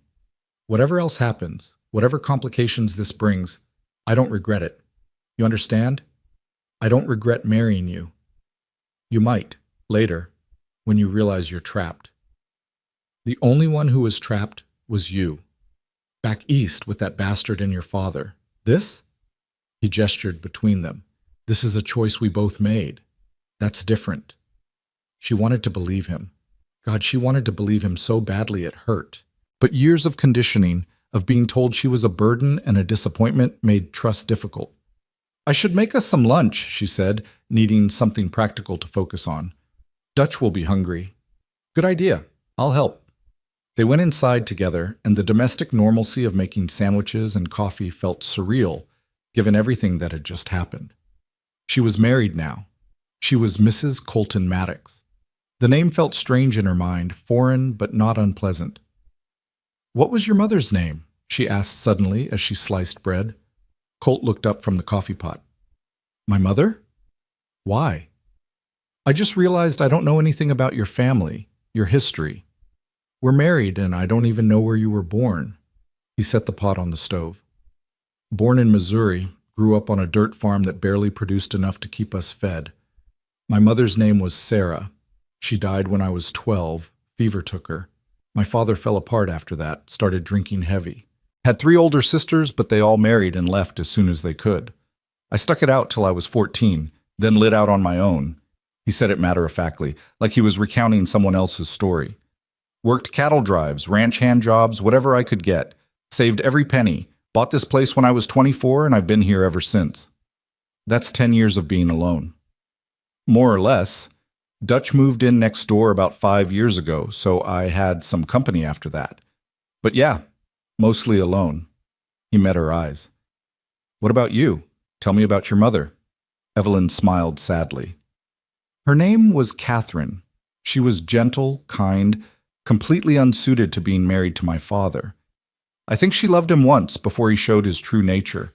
By the time I was old enough to understand, she was just resigned, going through the motions. She paused, remembering. She died when I was 15. The doctor said it was her heart, but I think she just gave up. She'd been fading for years. And your father got worse after she was gone? Much worse. She'd been the only thing tempering him. Without her, Evelyn set down the knife, her hands trembling. The first time he hit me was a week after her funeral. I'd asked if I could keep her music box, this little porcelain thing she loved, and he said I was being selfish, that she wouldn't want me to have it. When I argued, he backhanded me across the face. Colt's knuckles went white where he gripped the counter. How old were you? 15, almost 16. She picked up the knife again, needing something to do with her hands. It got worse from there. Not all the time. Sometimes weeks would go by and he'd be almost normal. But then something would set him off and she shrugged. You've seen the results. Jesus, Evelyn. The worst part was that everyone knew. Our neighbors, his business associates, the servants. Everyone knew and no one did anything. Because he was respectable. Because he was wealthy. Because I was just a woman and women don't matter as much as a man's reputation. You matter, he said it fiercely. You've always mattered. They were just too blind and cowardly to see it. She looked at him then, really looked at him, and saw the anger in his eyes. But it wasn't directed at her. It was for her. Righteous fury on her behalf at the injustices she'd endured. Thank you, she whispered. They ate lunch with Dutch, who reported that the road had stayed quiet. No riders, no visitors, no sign of Marcus Thornwood. By late afternoon, they began to relax slightly. Maybe he'd gone in a different direction. Maybe someone had steered him wrong deliberately. Maybe they'd gotten lucky. But as the sun started its descent toward the horizon, painting the prairie in shades of amber and gold, Dutch called down from the barn loft. Rider coming, single horse, moving at a walk. Well-dressed from the look of him. Evelyn felt her blood turn to ice. Colt was at her side immediately. Go inside, lock yourself in your room. Don't come out until I tell you it's safe. No. Her voice came out stronger than she felt. I'm not hiding anymore. I'm not giving him that power. Evelyn, I'm your wife now, legally. Let me stand beside you. She met his eyes, pleading. Please. I need to face him. I need to show him I'm not afraid anymore. He looked torn, clearly wanting to protect her, but understanding what she was asking for. Finally, he nodded. All right, but you stay behind me. And if things go bad, you run. Promise me. I promise. They walked out to the front of the house together. Dutch emerged from the barn carrying his rifle, taking up a position near the corral. The three of them waited as the rider approached, and with each hoofbeat, Evelyn felt her heart hammering harder against her ribs. Then he was there, pulling his horse to a stop 20 feet from the porch. Marcus Thornwood looked exactly as she remembered, tall, impeccably dressed in an expensive suit that seemed absurd out here in the dust and heat, dark hair streaked with silver at the temples. He was handsome in a cold, calculated way, like a statue carved from marble. His eyes found her immediately, and something possessive flashed across his face. Evelyn? His voice was smooth, cultured, with just a hint of reproach. There you are. Your father has been beside himself with worry. Mr. Thornwood? She was proud that her voice didn't shake. I'm surprised to see you've come all this way. Of course I came. When my fiancé runs off in a moment of feminine hysteria, what else am I to do? He dismounted, moving with practiced grace. I've come to bring you home, my dear, to where you belong. Colt stepped forward, placing himself between Marcus and Evelyn. I'm afraid there's been a misunderstanding, Mr. Thornwood. Evelyn isn't your fiancée. She's my wife. Marcus went very still. Your wife. That's right. We were married this afternoon by Judge Morrison. It's all legal and recorded. So whatever agreement you had with her father, it's void now. I see. Marcus's expression didn't change, but Evelyn saw his hands clench briefly before relaxing. How convenient. And how long have you known my Evelyn? She's not your anything, Colt said evenly. She's Mrs. Maddox, and we've known each other long enough to know we want to spend our lives together. Is that so? Marcus finally looked directly at Colt, and Evelyn saw the assessment happening, the way he evaluated and dismissed Colt as beneath him in one glance. Tell me, Evelyn, does this cowboy know about your father's debts? About the money I've already paid for you? Evelyn felt sick. You paid him? Of course, $50,000 to settle his accounts, with the understanding that you would become my wife. It was a business arrangement, properly negotiated and agreed upon. Marcus smiled, but there was no warmth in it. So you see, my dear, you're quite literally bought and paid for. You're mine by contract, and no hastily arranged frontier wedding changes that. Actually, said a new voice, it changes everything. They all turned to see Judge Morrison riding up on his mule, with Tucker the stage driver beside him on a rangy sorrel horse. Your Honor, Marcus said smoothly, recovering quickly. How opportune. Perhaps you can explain to these people the legal complexities of contracts and parental rights.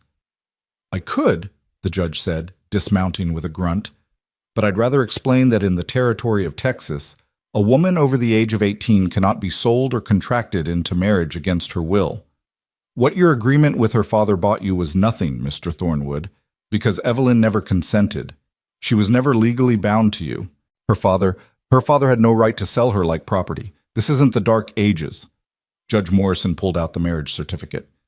This, however, is legal, signed, witnessed, and as of 1 hour ago, officially filed with the county. Evelyn Carter is now Evelyn Maddox, wife of Colton Maddox, and any claim you think you have ends right there.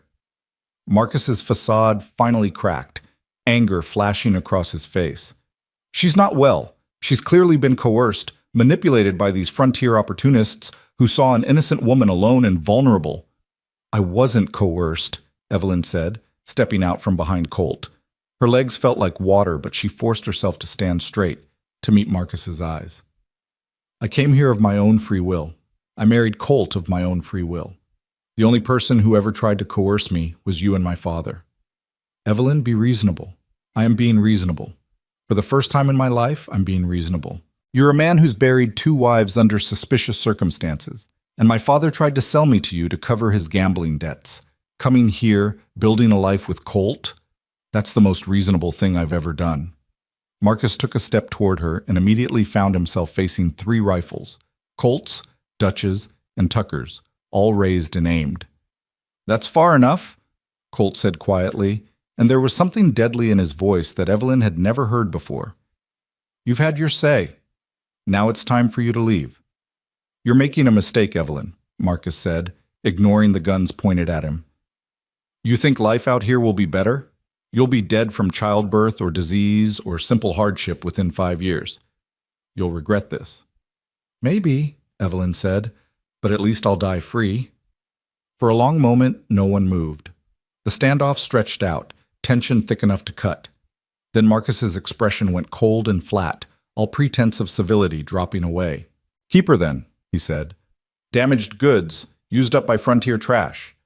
You're welcome to her. He looked at Evelyn one last time. When you come crawling back east begging for help, don't expect any mercy. I won't be crawling anywhere, she said. Goodbye, Marcus. He mounted his horse with sharp, angry movements and wheeled around.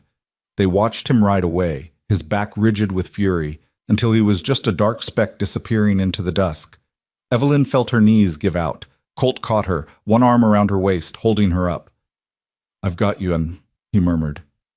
I've got you. It's over. Is it? She looked up at him, searching his face. He won't just give up. Men like him don't. Maybe not, Judge Morrison said, but he's got no legal standing here, and I'll make sure every judge and lawman in 3 counties knows about this situation. If he tries anything, he'll be the one facing consequences. He tipped his hat to Evelyn. You're safe, Mrs. Maddox. That's a promise. Tucker nodded agreement. And if he comes back around Dust River, I'll personally see to it he gets pointed in the wrong direction. Permanently.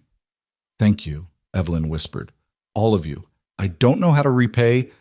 No repayment needed, Tucker said gruffly. Just live your life, ma'am. Be happy. That's payment enough.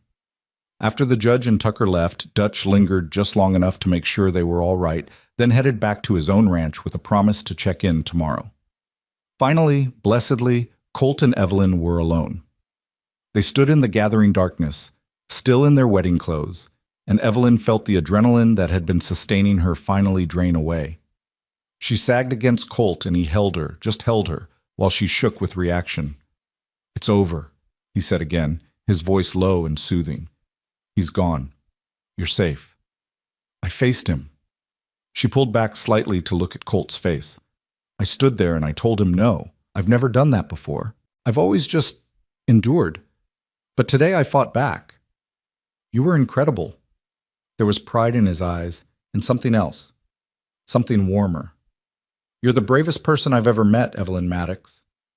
Evelyn Maddox. The name still felt strange, but hearing him say it sent warmth through her chest. We should go inside, she said. It's getting dark. Inside, Colt lit the lamps while Evelyn sank into one of the kitchen chairs, suddenly exhausted down to her bones. Her wedding day. She'd gotten married, faced down her demons, and somehow survived both. I should change, she said, looking down at her wrinkled dress. These are my only good clothes and I've probably ruined them. They're fine. You're fine. Colt poured her a glass of water and set it in front of her. Drink this. Then maybe you should rest. It's been a hell of a day. She drank obediently, then looked up at him. What about you? Are you all right? Me? I'm fine. Colt, you got married today too. To a woman being hunted by a dangerous man. That's not nothing. He pulled out the other chair and sat down across from her, close enough that their knees almost touched. Evelyn, I need you to understand something. When I sent that advertisement, when I asked for a wife, I knew I might get someone with complications. Someone running from something. Hell, most people who come west are running from something. He reached across the table and took her hand. You're not a burden. You're not a problem I got stuck with. You're exactly what I asked for. Someone strong enough to survive, brave enough to keep going, honest enough to be straight with me. The fact that you come with a past? Everyone does. At least yours makes sense. You're too good, she whispered. I'm just decent. There's a difference. He squeezed her hand. Now, we're both dead on our feet. Let's get some sleep. Tomorrow we can figure out what normal looks like for us. They stood, still holding hands, and walked to their respective bedroom doors. At the threshold of hers, Evelyn paused. Colt? Yeah? Thank you for everything. For marrying me, for protecting me, for treating me like I matter. You do matter. Don't ever forget that. She went into her room and changed into her nightgown, then lay down on the bed without bothering to braid her hair. Through the thin walls, she could hear Colt moving around in his room, the creak of floorboards, the soft sounds of him settling in for the night. She was married now, to a good man, a kind man. A man who'd stood up to Marcus Thornwood without hesitation, who'd promised to keep her safe and then done exactly that. For the first time in years, maybe for the first time in her entire life, Evelyn felt something that wasn't fear or resignation or desperate hope. She felt gratitude, deep, overwhelming gratitude that her desperate gamble had paid off, that her 1,000-mile journey had ended here, in this small house on the Texas prairie with a man who saw her as a person worth protecting. Sleep took her quickly, pulling her down into darkness that for once held no nightmares, only the peaceful exhaustion of survival and the quiet knowledge that tomorrow, when she woke, she would still be safe, still home. The days after Marcus Thornwood's departure settled into something that felt almost like peace, though Evelyn couldn't quite shake the sensation of waiting for the other shoe to drop. She kept expecting him to return with lawyers or lawmen or simply more threats. But the road remained empty except for the occasional tumbleweed and the dust devils that danced across the prairie in the afternoon heat. Life continued in its quiet rhythm. She and Colt fell back into their routine of morning chores and shared meals, but something had shifted between them. Small things mostly. The way his hand would linger on her elbow when he helped her over rough ground, The way she found herself sitting closer to him at the table. The way they'd started saying goodnight at their bedroom doors instead of from across the room. They were married now, legally bound, and both of them seemed to be trying to figure out what that meant beyond the paperwork. It was Dutch who finally broke the careful bubble they'd been living in. He rode over one morning about 2 weeks after the confrontation, his expression unusually serious as he dismounted. "Got news from town," he said without preamble. "Thought you'd want to hear it straight." Evelyn's stomach dropped. She was helping Colt repair a section of the chicken coop, and she set down her hammer with hands that had gone suddenly cold. "Thornwood?" Colt asked, straightening. "In a manner of speaking. Tucker heard from a friend who works the telegraph office in Fort Worth. Seems your Mr. Thornwood sent a telegram east before he left Texas, to Evelyn's father." "What did it say?" Evelyn's voice came out thin, reedy. "Just that he'd located you, but you'd married someone else and were refusing to return. Said he'd done his due diligence, but couldn't force you." Dutch pulled his hat off, running a hand through his graying hair. "There was a response that came back yesterday. Your father disowned you, said as far as he's concerned, you're dead to him. No daughter of his would act with such ingratitude and disrespect." The words should have hurt, should have felt like a knife between her ribs. But instead, Evelyn felt something she hadn't expected. Relief. Pure, dizzying relief. "He disowned me," she repeated. Official-like. The telegraph operator said he was pretty specific about it. Said you were cut off from the family, no inheritance, no support, nothing. Dutch watched her carefully, clearly trying to gauge her reaction. "I'm sorry, Mrs. Maddox. I know that's hard to hear." "It's not." She started laughing, high and slightly wild, and saw both men exchange worried glances. "Don't you see? He's given up. He's washing his hands of me. That means he won't send anyone else looking. I'm free. Actually free." Colt stepped closer, his hand finding the small of her back. "You're sure that's how you feel about it?" "I'm sure. My father stopped being my father the day my mother died. Maybe before that. This just makes it official." She looked up at him, and there were tears in her eyes, but she was smiling. "I'm free, Colt. He can't touch me anymore." "Well then," Dutch said, relaxing slightly, "I guess that calls for a celebration. You folks have any of that whiskey left that I brought over at Christmas?" They did, and they spent the afternoon on the porch drinking cheap whiskey that burned going down and laughing about things that probably weren't that funny, but felt hilarious in the moment. Dutch told stories about his days as a school teacher, about the children who'd driven him to drink, and the parents who'd driven him west. Colt contributed tales of cattle drives and stubborn livestock, and the time he'd accidentally gotten drunk with a circuit preacher who'd turned out to be running from a warrant in New Mexico. Evelyn mostly listened, soaking in the easy camaraderie, the way they included her without making her perform or prove herself worthy of inclusion. This was what family could be, she realized, not blood and obligation, but choice and companionship. By the time Dutch rode home in the golden light of early evening, she felt lighter than she had in years, maybe ever. "Thank you for this," she said to Colt as they stood watching Dutch disappear down the road. "For what? Getting you tipsy on rotgut whiskey?" "For giving me a reason to celebrate instead of mourn. For making my father's rejection feel like a gift instead of a loss." He looked at her then, really looked at her, and there was something in his eyes that made her breath catch. "You deserve good things, Evelyn. You deserve to be happy. I hope being here, being married to me, I hope that's not just the lesser of two evils." "It's not. It's—" She struggled to find the words. "It's the first time I've felt like myself, like I can breathe and think and just exist without being afraid of what comes next." "Good." He cleared his throat, suddenly awkward. "That's good. I'm glad." They stood there in the cooling evening air, close but not quite touching, and Evelyn felt the pull between them like a physical thing. It had been growing stronger over the weeks, this awareness, this wanting. She'd catch herself watching him work, admiring the strength in his shoulders and the gentleness in his hands. She'd notice the way his eyes would track her movements across a room, the way his jaw would tighten when she stretched or bent or did anything that drew attention to her body. They wanted each other. That much was obvious. But the gulf between wanting and acting felt impossibly wide, fraught with questions about timing and expectations, and whether either of them was ready for that kind of vulnerability. "I should start supper," she said finally, breaking the moment. "Let me help." They worked together in the kitchen, moving around each other with practiced ease, and Evelyn found herself hyper-aware of every accidental touch, his hand brushing hers when they both reached for the salt, his hip bumping hers when he moved past her to the stove, the way their shoulders pressed together when they stood side by side washing vegetables. "Evelyn," he said suddenly, setting down the knife he'd been using, "can I ask you something?" "Of course." "Are you happy?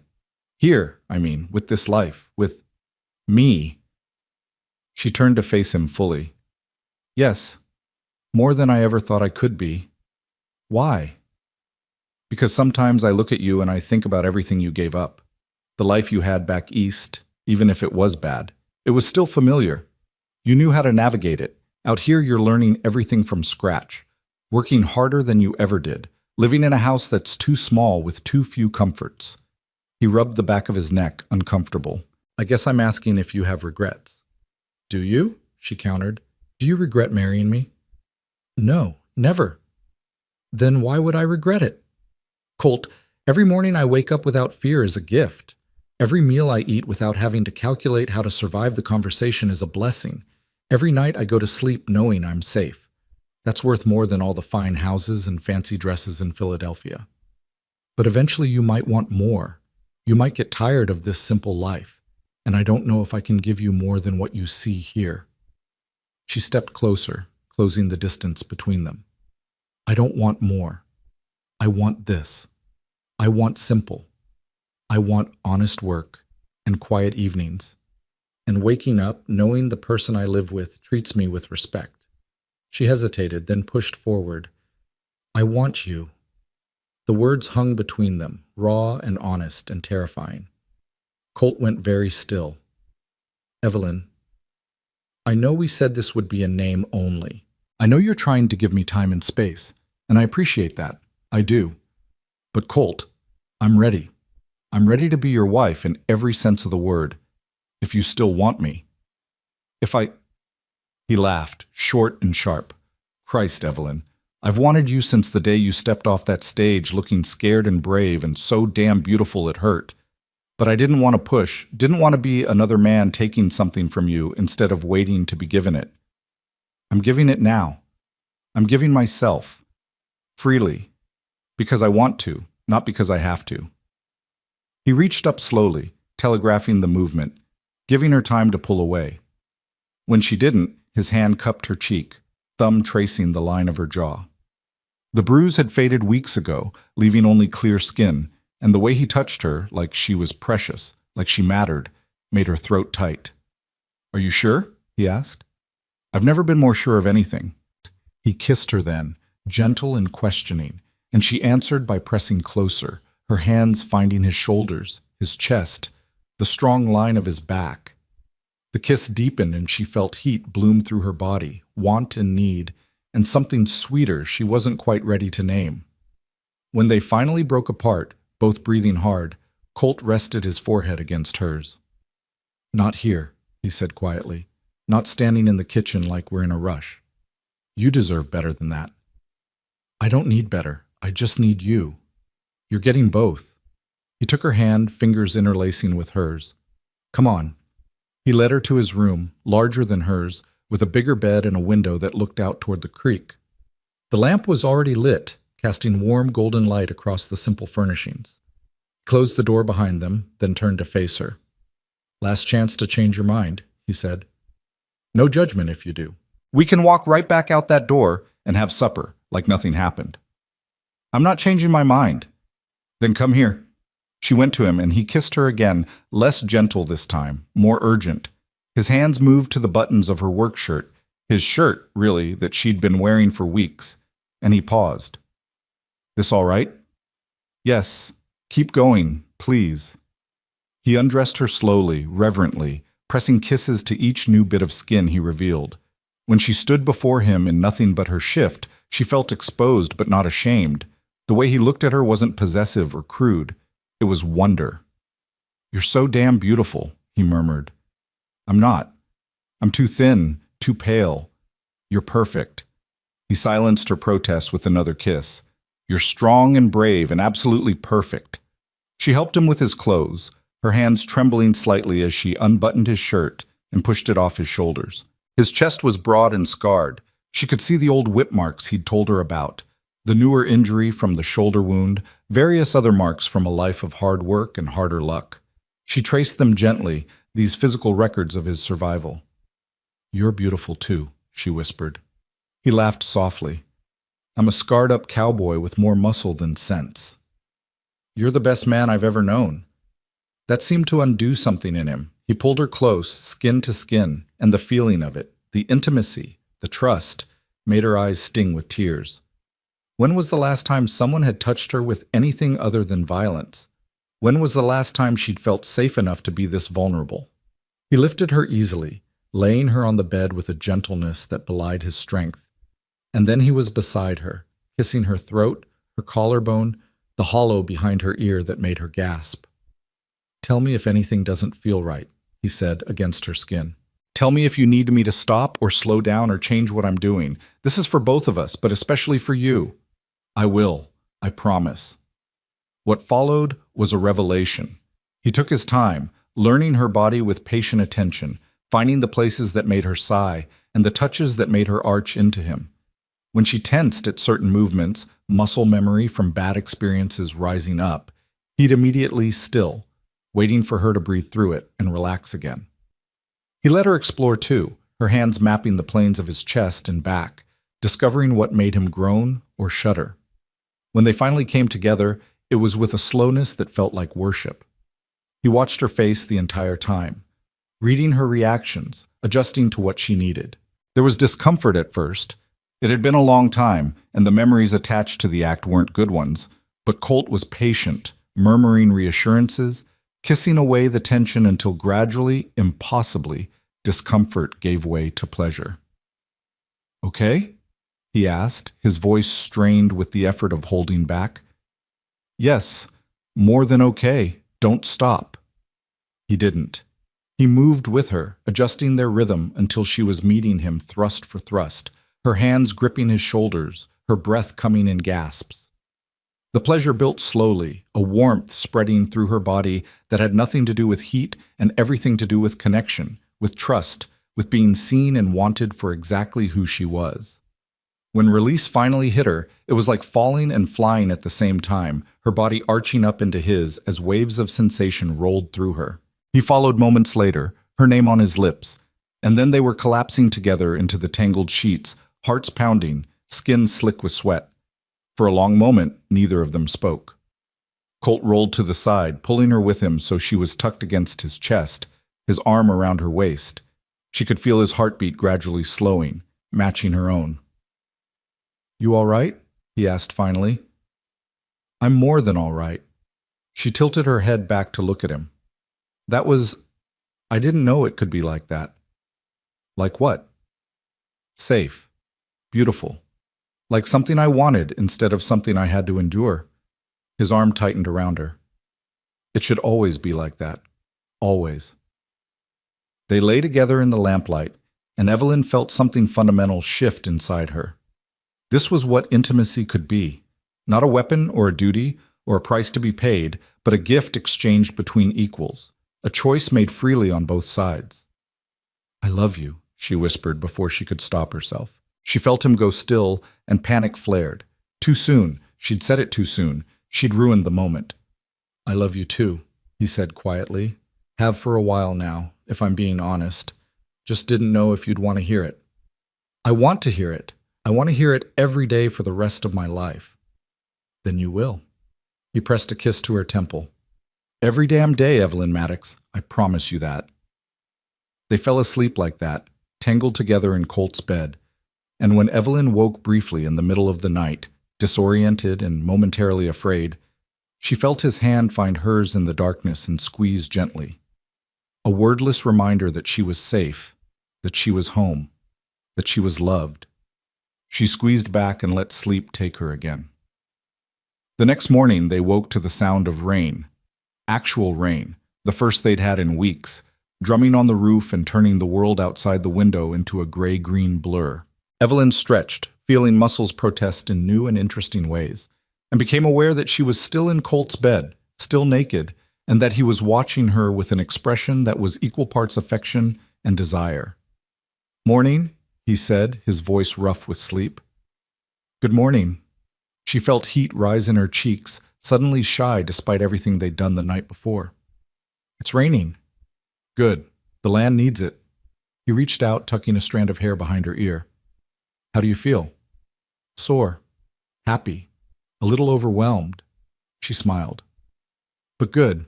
Really good. Good enough for breakfast, because I'm starving."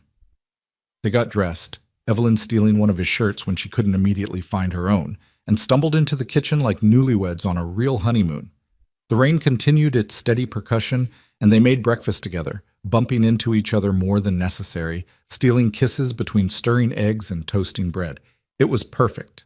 Simple and ordinary, and absolutely perfect. "I was thinking," Colt said as they sat down to eat, "that maybe we should think about expanding the house, adding a proper bedroom, maybe a sitting room. Make this place feel less like a bachelor's cabin and more like a home. I like it the way it is. But if we're going to have children someday—" He stopped, looking suddenly uncertain. "I mean, if that's something you'd want. I know we haven't talked about it. I'd want that." The certainty of it surprised her. A month ago, the idea of bringing children into the world had seemed like a nightmare. How could she protect them when she couldn't even protect herself? But now, imagining a child with Colt's eyes or her smile, teaching them to ride horses and climb trees and be brave. "Yes, someday, when we're ready." His smile could have lit up the whole prairie. "Yeah? Yeah." They finished breakfast in companionable silence, and then Colt announced he needed to check on the animals despite the rain. Evelyn offered to help, but he waved her off. "Stay inside where it's dry. I'll be back in an hour, then maybe we can spend the rest of the day doing absolutely nothing productive." "That sounds perfect." He kissed her, a long, slow kiss that promised more later, and then headed out into the rain. Evelyn watched him go, then turned to survey the kitchen. The dishes needed washing, and there was mending to do, and the floor could use sweeping, all the small mundane tasks that made up a life. She found herself smiling as she filled the basin with water. This was her life now. These were her tasks, her choices, her home.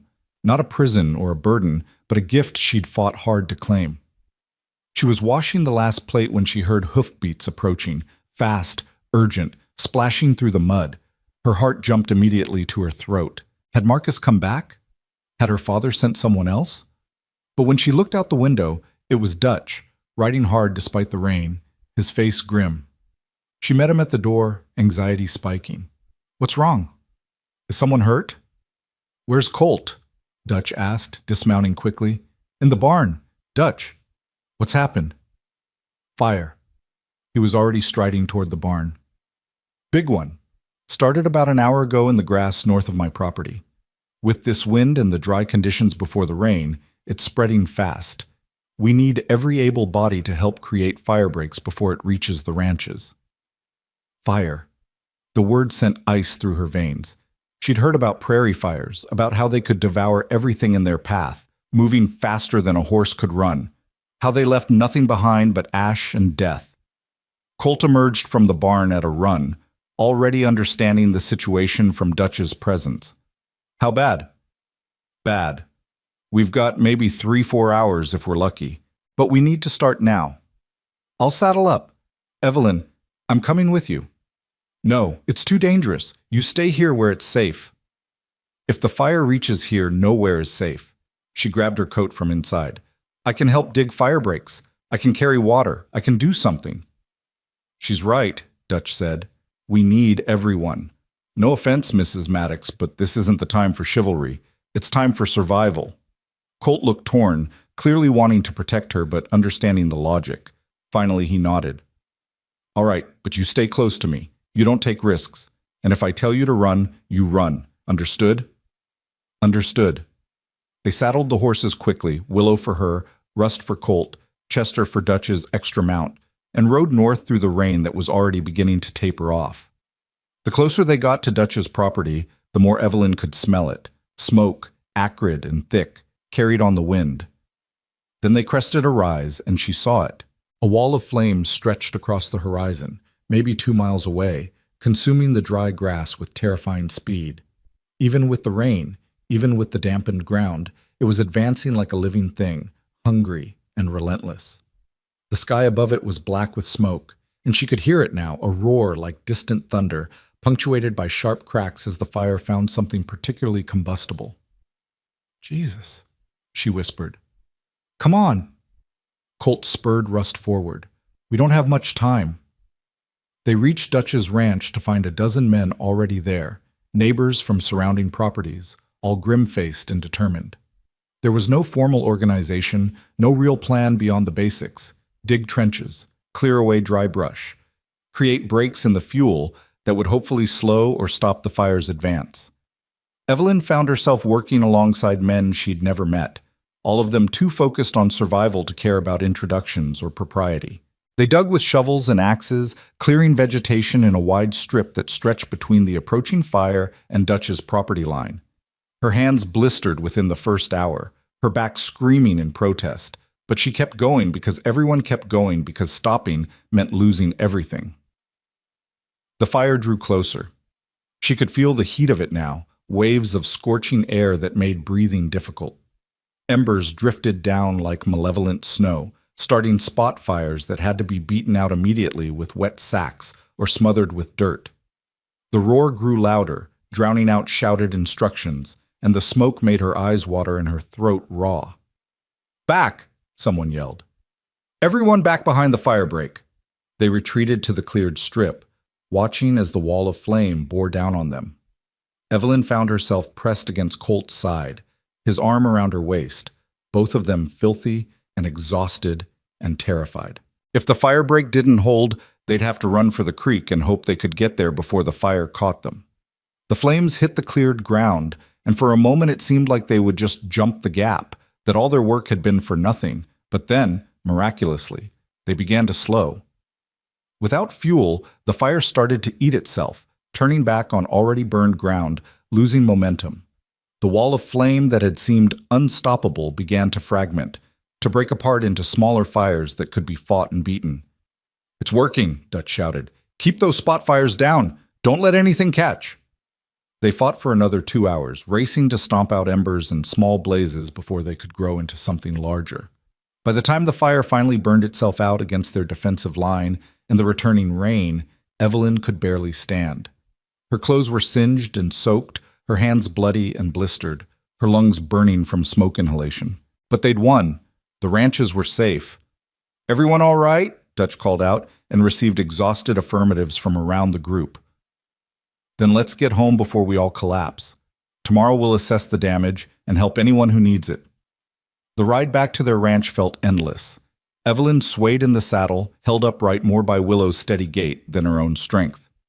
When they finally reached home, Colt had to help her dismount because her legs wouldn't hold her. "Come on," he murmured, supporting her weight. "Let's get you inside." She let him guide her into the house, let him sit her down at the kitchen table, let him tend to her blistered hands with gentle efficiency. She was too tired to do anything but accept his care, too wrung out to protest or insist she could handle it herself. "You were incredible today," he said as he wrapped clean cloth around her palms. "Brave and strong and absolutely incredible." "I was terrified the entire time." "Being brave doesn't mean not being scared. It means being scared and doing it anyway." He finished with her hands and moved to wet a cloth, using it to wipe smoke and ash from her face. "You saved lives today, Evelyn. Dutch's ranch, maybe others. You should be proud." "I'm just glad everyone's safe." She caught his hand. "Including you. When I saw how close that fire was getting, I thought..." Her voice broke. "Hey, I'm all right. We're all right." He pulled her into his arms, and she pressed her face against his chest, breathing in the smell of him beneath the smoke and sweat. "We're all right." They sat like that for a long time, just holding each other, grateful to be alive and together and safe. Eventually, Colt coaxed her into eating something, just bread and cheese, nothing that required cooking, and then helped her to bed. Not his bed, but hers, because she was too exhausted for anything but sleep. "I'll be right next door if you need me," he said, kissing her forehead. "Stay." She caught his hand. "Please, I don't want to be alone tonight." So he did, stretching out beside her on top of the blankets, fully clothed, just offering his presence. She fell asleep with her hand in his, listening to him breathe, and dreamed of fire that couldn't touch them because they stood together in a place the flames couldn't reach. The next morning dawned clear and bright, the rain having washed the smoke from the sky. Evelyn woke to find Colt already up, and when she emerged from her room, she found him at the stove making breakfast with the same quiet competence he brought to everything. "How do you feel?" he asked. "Like I was trampled by a herd of cattle." She looked at her bandaged hands. "But alive. Grateful to be alive." "Same." He set a plate of eggs in front of her. "Dutch sent word that he's organizing a barn raising next week. The Petersons' place caught some fire damage and they lost their barn. Whole community's going to help rebuild. We'll be there." He smiled at her certainty, at the way she said "we" without hesitation. "Yeah, we will." They ate together in the morning light, and Evelyn thought about the past 24 hours. The intimacy and joy of the night before, the terror and triumph of the fire, the way crisis had shown her just how strong she'd become, and how deeply she'd woven herself into the fabric of this place. This was home now. Not just the house or the land, but the community, the shared struggles, the way neighbors showed up for each other without being asked. She'd found something here she'd never had in Philadelphia's grand houses and social circles. Genuine connection. People who valued her for what she could do and who she was, not what family she came from or how much money she had. "Colt?" she said. "Yeah, I'm happy. Truly, deeply happy. I wanted you to know that." He reached across the table and took her bandaged hand gently in his. "I'm happy too. Happiest I've ever been, if I'm being honest. Even with all the complications I brought with me. Especially with those, because they brought me you." She smiled, and it felt like the sun breaking through clouds. "I love you. I love you too." He squeezed her hand carefully. "Now finish your breakfast. We've got a full day ahead, and I need my wife at full strength." My wife. The word sent warmth through her chest. She was his wife, truly now in every sense. And he was her husband, her partner, her protector, her home. Whatever challenges came next, and there would be challenges, she knew that, they'd face them together. Just like they'd faced Marcus Thornwood, just like they'd faced the fire. Together, strong, unbreakable. She finished her breakfast and rose to help with the dishes, and through the window she could see the cottonwood tree swaying in the morning breeze, its leaves catching the light. The tree that had survived decades of drought and storms and change, that kept growing toward the sun no matter what tried to uproot it. Like them, she thought, like us. And with Colt beside her, his shoulder brushing hers as they worked, she knew with bone-deep certainty that they would keep growing too, keep reaching for the light, keep surviving whatever came their way. Because that's what love did. It gave you roots strong enough to weather any storm, and wings brave enough to keep reaching for better days. The weeks after the fire brought a change to the rhythm of their days, something deeper and more settled than before. Evelyn's hands healed slowly, the blisters giving way to new calluses that spoke of work and purpose. She and Colt moved through their routines with an ease that felt almost choreographed, morning chores done side by side, meals shared with comfortable conversation, evenings spent on the porch watching the sun paint the prairie in shades of gold and crimson. And at night, they shared a bed. Not hers, not his, but theirs. The distinction felt important, like they were building something entirely new rather than simply combining what had existed before. It was on one of these evenings, about a month after the fire, that Dutch rode over with news that made Evelyn's blood run cold all over again. "Got a letter from Tucker," Dutch said, dismounting near the porch where she and Colt sat watching the sunset. "Thought you'd want to see it." Colt took the envelope, his expression darkening as he scanned the contents.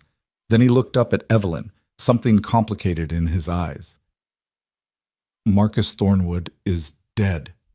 The words hung in the air like smoke. Evelyn felt the world tilt slightly. her mind struggling to process what she'd just heard.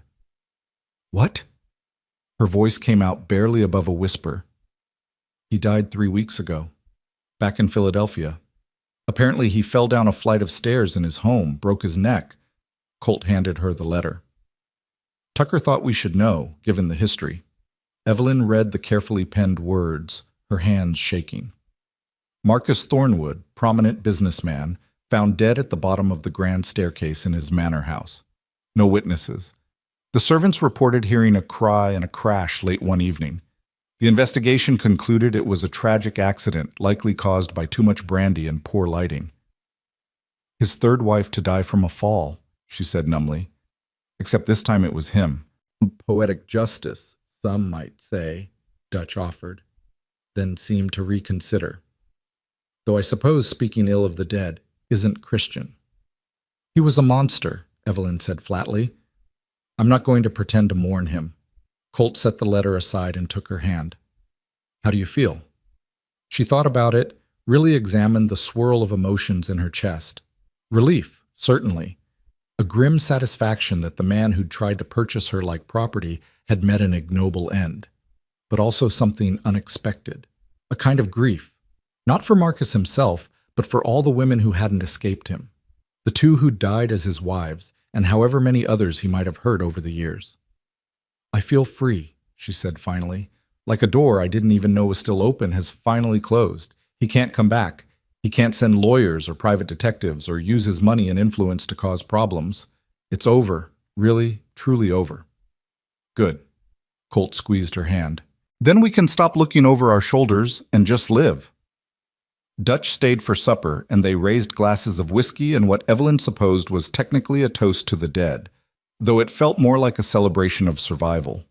After he left, she and Colt stood together on the porch, her back against his chest, his arms wrapped around her waist. You know what this means? She said quietly. What? No one's looking for me anymore. My father disowned me. Marcus is dead. I'm not running from anything. I'm just here, by choice. She felt him smile against her hair. Best kind of here there is. I want to write to my mother's sister, Aunt Caroline. She was always kind to me, but my father forbade contact after my mother died. Now that he's disowned me, maybe she'd be willing to correspond. I'd like her to know I'm safe and happy. Then write to her. Hell, if she wants to visit, we've got room. We could build that addition I mentioned. Evelyn turned in his arms to face him. You'd do that? Expand the house? Been thinking about it anyway, especially if we're going to start a family. His hand moved to rest on her stomach, the gesture tentative but hopeful. Speaking of which, have you? Not yet. It's too soon to know. But Colt, if I am, when I am, I want you to know I'm not afraid, not anymore. I used to think bringing a child into the world would be terrifying because I'd have to protect them from people like my father, like Marcus.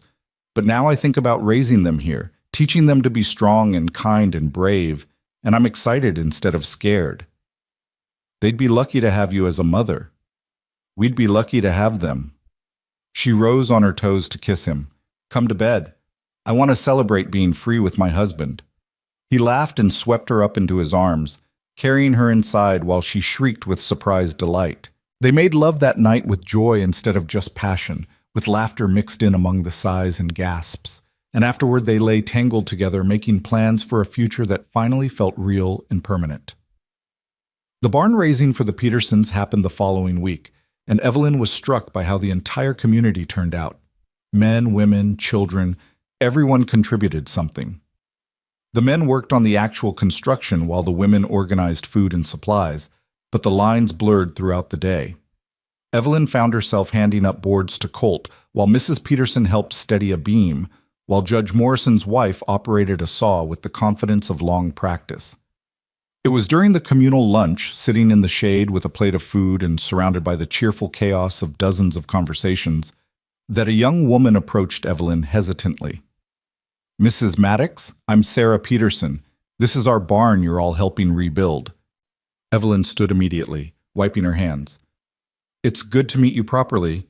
I'm sorry about the fire damage. Could have been so much worse. If not for the fire breaks, if not for everyone coming to help. Sarah's eyes welled with tears. I don't know how to thank everyone. You don't need to thank us. This is what neighbors do. I heard you were there that day, fighting the fire even though you'd only been in Texas a few weeks. That took courage. Evelyn glanced over to where Colt was working, his shirt off in the heat, muscles straining as he lifted a heavy beam. Someone I love was in danger. The land we're building a life on was threatened. Of course I helped. Sarah followed her gaze and smiled knowingly. You two seem happy, really happy, not just putting on appearances happy. We are. Happier than I ever thought possible. Good. That's how it should be. Sarah squeezed her arm. Welcome to Dust River, Mrs. Maddox. I think you're going to fit in just fine. As Sarah moved away to tend to other guests, Evelyn felt a warmth in her chest that had nothing to do with the Texas heat. She belonged here. These people had accepted her without question, without judgment, treating her as one of their own simply because she'd shown up and been willing to work alongside them. The barn went up in 2 days, a testament to the efficiency of many hands working toward a common goal. At the end of the second day, as everyone was packing up tools and preparing to head home, Peterson climbed up on a hay bale and called for attention. I just want to say thank you, he called out, his voice thick with emotion. To every one of you who showed up, who gave your time and your sweat and your skills. You didn't have to do this. But you did. Because that's who we are out here. We take care of our own. His gaze swept across the assembled crowd. And that includes you, Mrs. Maddox, you and Colt both. You're family now, just like everyone else here. Don't forget that. A chorus of agreement rose from the crowd, and Evelyn felt tears prick her eyes. She'd spent her whole life in Philadelphia society and never once felt like she belonged. But here, in this dusty corner of Texas, surrounded by people who valued action over pedigree, she'd found her place.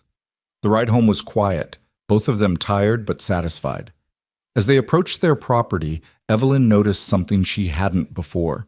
The way the setting sun caught the cottonwood tree, making it glow like it was lit from within. The tree that had been here long before them and would likely be here long after, bearing witness to all the small human dramas that unfolded in its shade. Let's get married again, she said suddenly. Colt pulled Russ to a stop and looked at her confused. We're already married.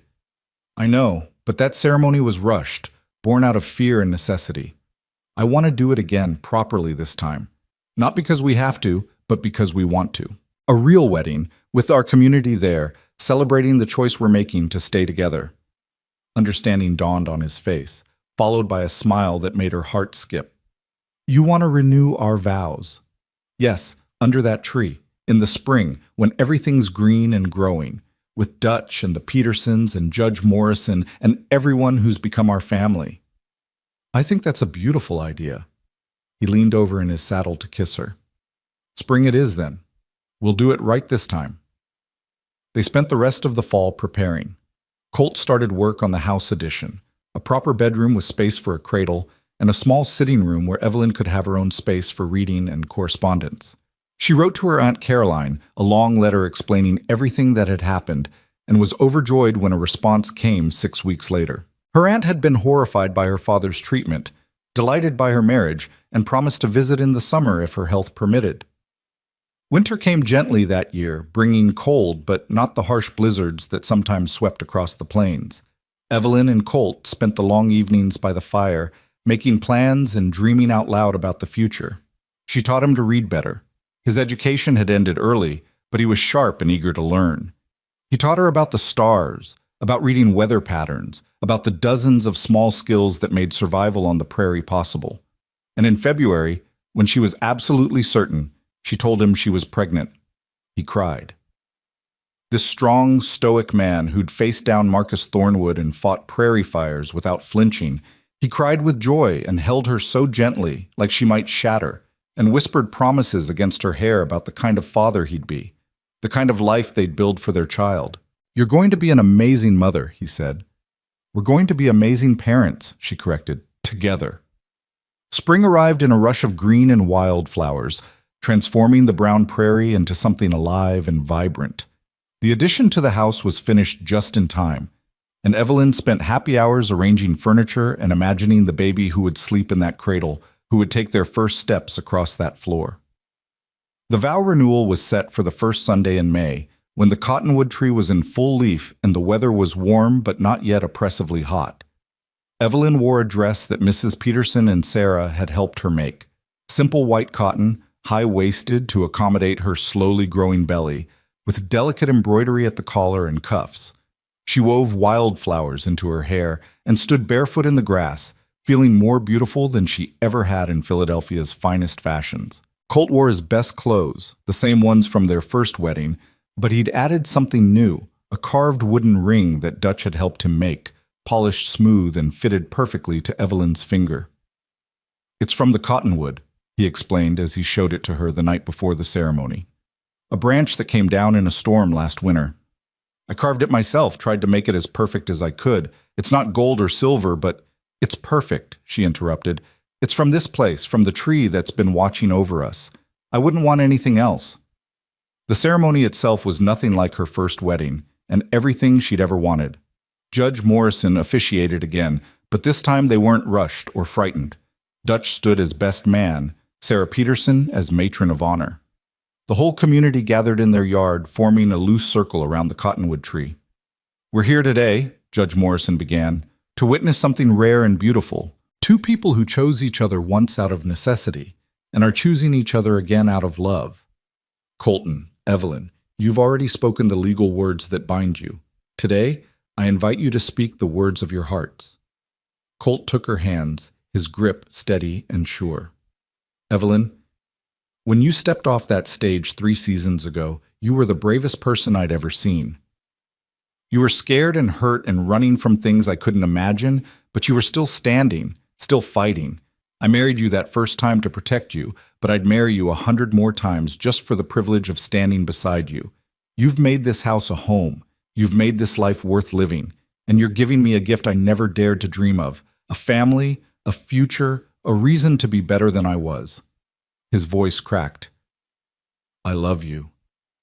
I'll love you till my last breath and whatever comes after. That's my vow." Evelyn swallowed hard, trying to find words that could match the depth of what she felt. "Colt, you gave me something I thought I'd lost forever, the ability to trust. You showed me that kindness wasn't a trap, that strength didn't have to mean violence, that I could be vulnerable without being destroyed. You've never tried to own me or control me. You've just loved me, steadily and quietly, like it's the easiest thing in the world. Because of you, I'm not afraid anymore. Because of you, I know what home feels like."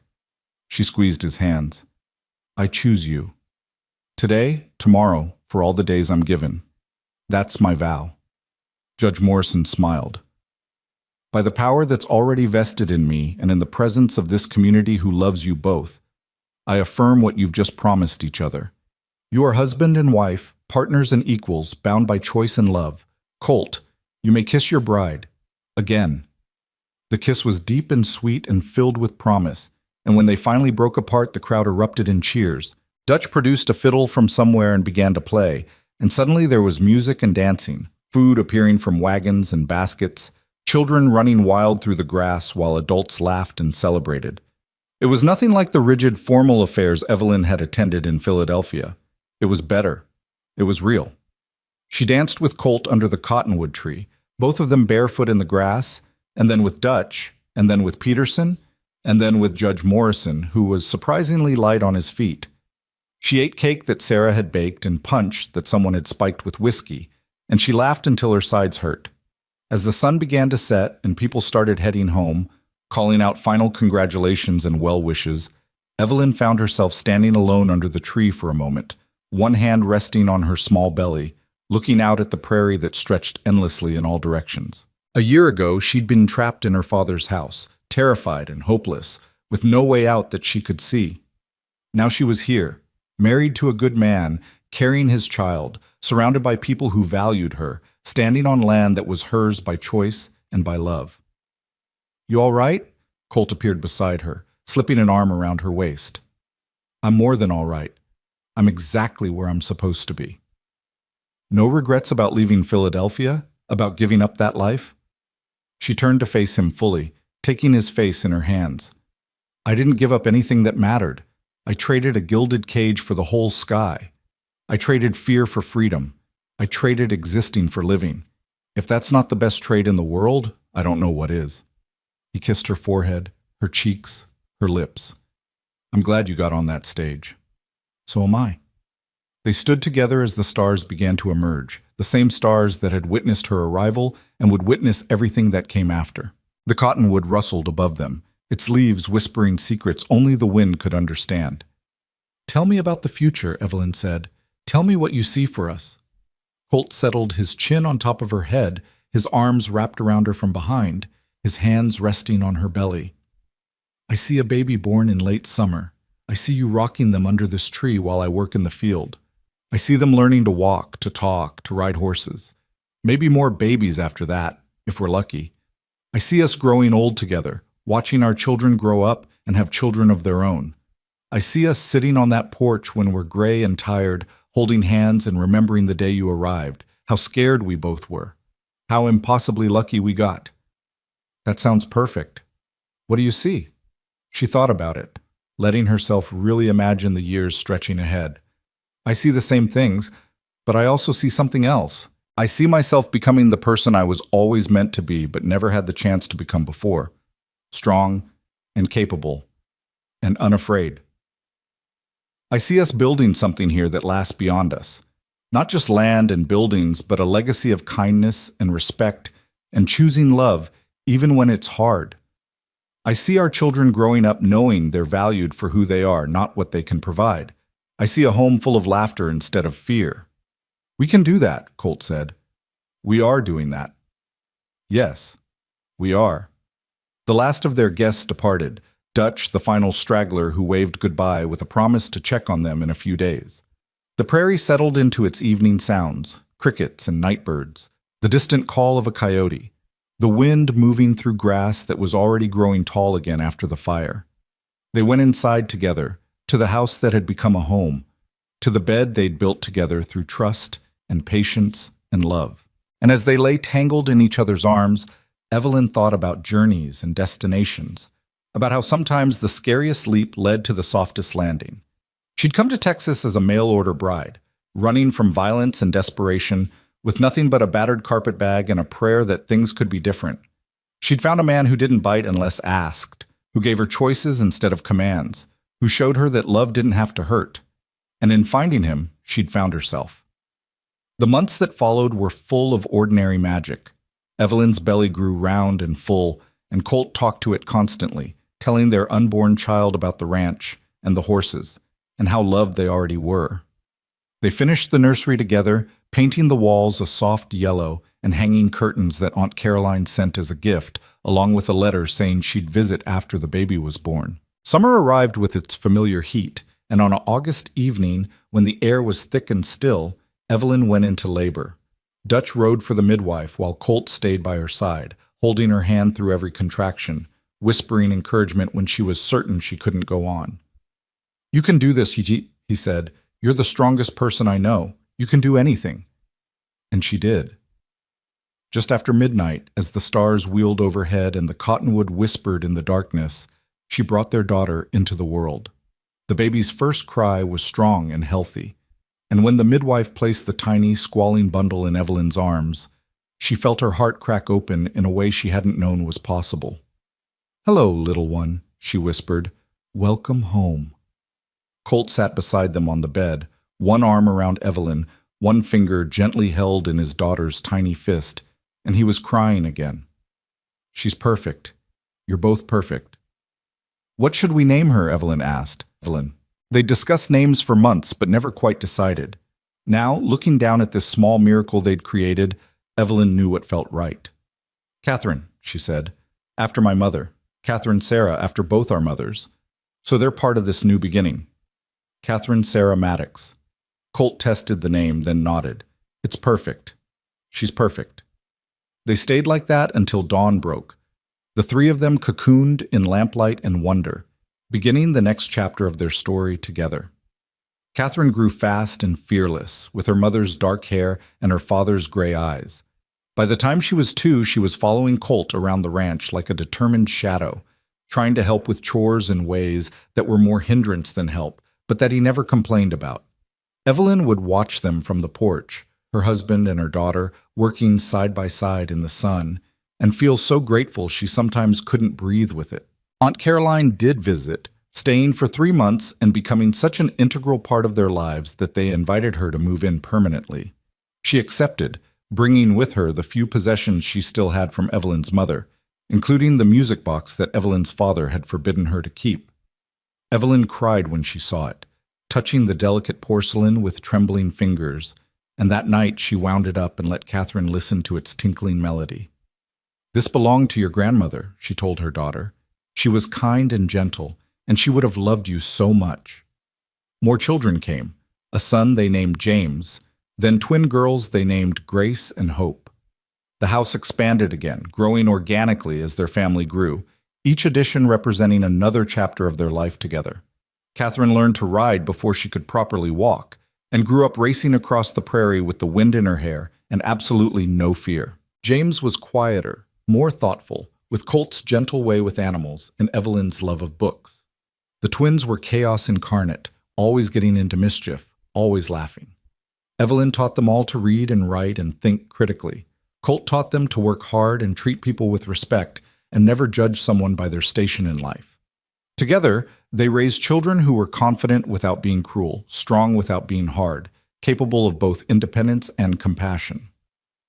The ranch prospered, not wealthy by Philadelphia standards, but successful in the ways that mattered: good land, healthy animals, neighbors they could count on, children who were loved and safe.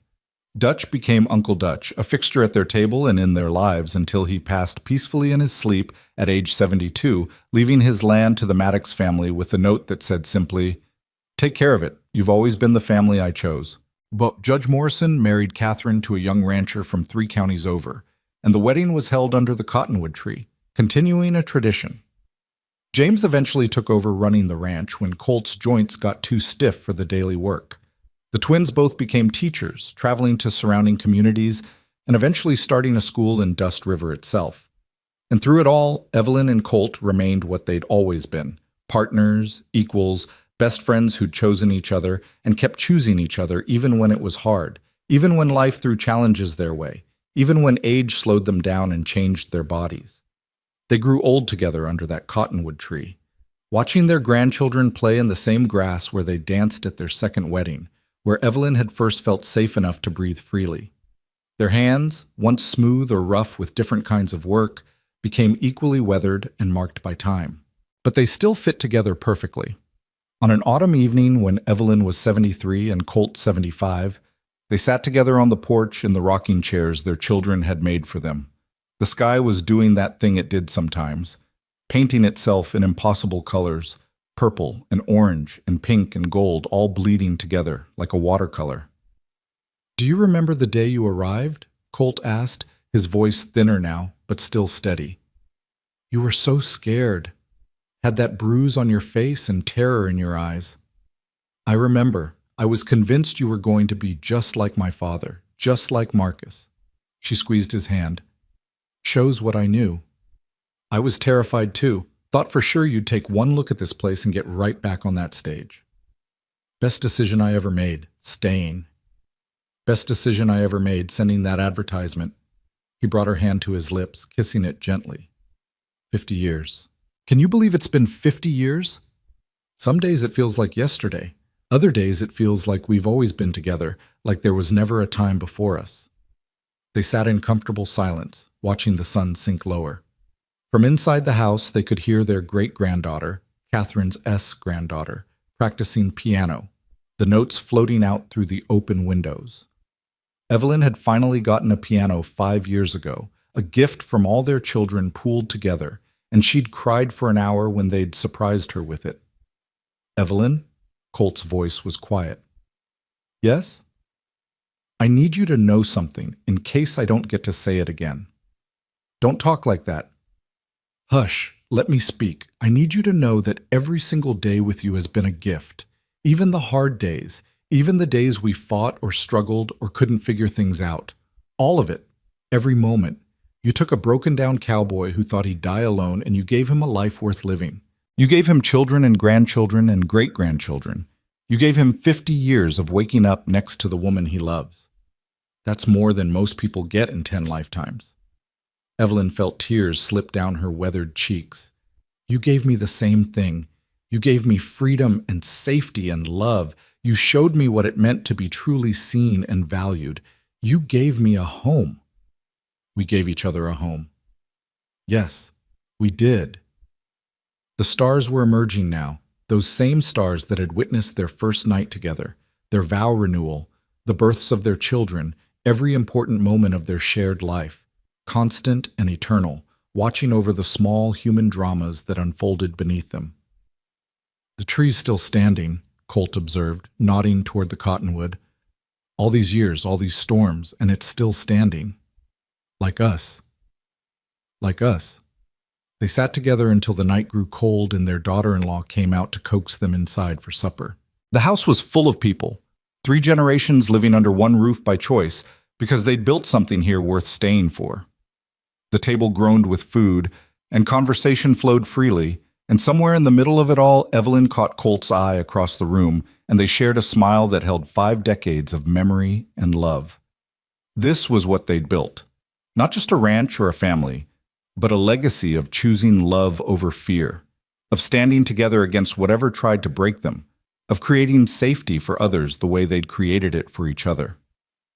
That night, lying in bed with Colt's arms around her the way they'd been for 50 years, Evelyn thought about that terrified young woman who'd stepped off a stagecoach with a bruised face and a desperate hope that somewhere, somehow, life could be different. "We did good," she whispered into the darkness. "We did real good," Colt agreed, his breath warm against her hair. "I love you, Evelyn Maddox. I love you, Colton Maddox. Always have, always will." They fell asleep like that, wrapped in each other and in the comfort of a life well lived, a love well chosen, a home well built. The cottonwood tree stood watch outside their window, its branches reaching toward the stars, its roots dug deep into Texas soil. It had been there before them and would be there after them, bearing witness to the truth that sometimes the most broken people find each other and build something unbreakable. Sometimes a woman running from everything finds a man who asks for nothing but gives her the world. Sometimes a desperate gamble pays off in ways that echo through generations. Sometimes love wins. And in this small corner of the Texas Panhandle, under a sky full of stars and a tree that had survived 100 years of storms, it won spectacularly. The mail-order bride who'd arrived with fear in her eyes had found not just safety, but joy. Not just survival, but a life overflowing with purpose and meaning and love. And the cowboy who'd said he didn't bite had kept that promise every day for 50 years, choosing gentleness over violence, respect over control, partnership over ownership. They'd built a home together. They'd built a family. They'd built a legacy. And it all started because one scared woman got on a train heading west, and one lonely man sent a letter looking for companionship, and somehow, impossibly, 2 broken people became whole together. That was the story Evelyn told her great-grandchildren when they asked how she and Grandpa Colt had met. She'd leave out the worst parts. Children didn't need to know about Marcus Thornwood's dead wives or her father's violence. But she'd tell them the important truth. Sometimes, she'd say, the scariest thing you can do is also the right thing. I was terrified that day, but I got on that stage anyway. And it brought me here, to this place, to this family, to your Grandpa Colt. So remember, being brave doesn't mean not being scared. It means being scared and doing it anyway. And sometimes, if you're very lucky, it leads you home. The children would nod solemnly, storing away this wisdom, not quite understanding it yet, but knowing instinctively that it mattered. That this story of their great-grandparents mattered. That the love that had built this family, this home, this life, it was something rare and precious and worth protecting. And as the years continued to turn and the seasons cycled through their eternal dance, the cottonwood tree stood watch over the Maddox Ranch, over the children and grandchildren and great-grandchildren who played in its shade, over the love story that had started with fear and desperation and transformed into something beautiful and lasting and true. The mail-order bride and the cowboy who didn't bite. Their story became legend in Dust River, passed down through generations, proof that sometimes the best things in life start with the bravest leaps of faith. And every spring, when the cottonwood bloomed and the prairie turned green, when the wildflowers carpeted the grass in purple and gold, the Maddox family would gather under that tree and remember the day it all began. The day Evelyn Carter became Evelyn Maddox. The day two strangers chose each other and built forever. The day love won,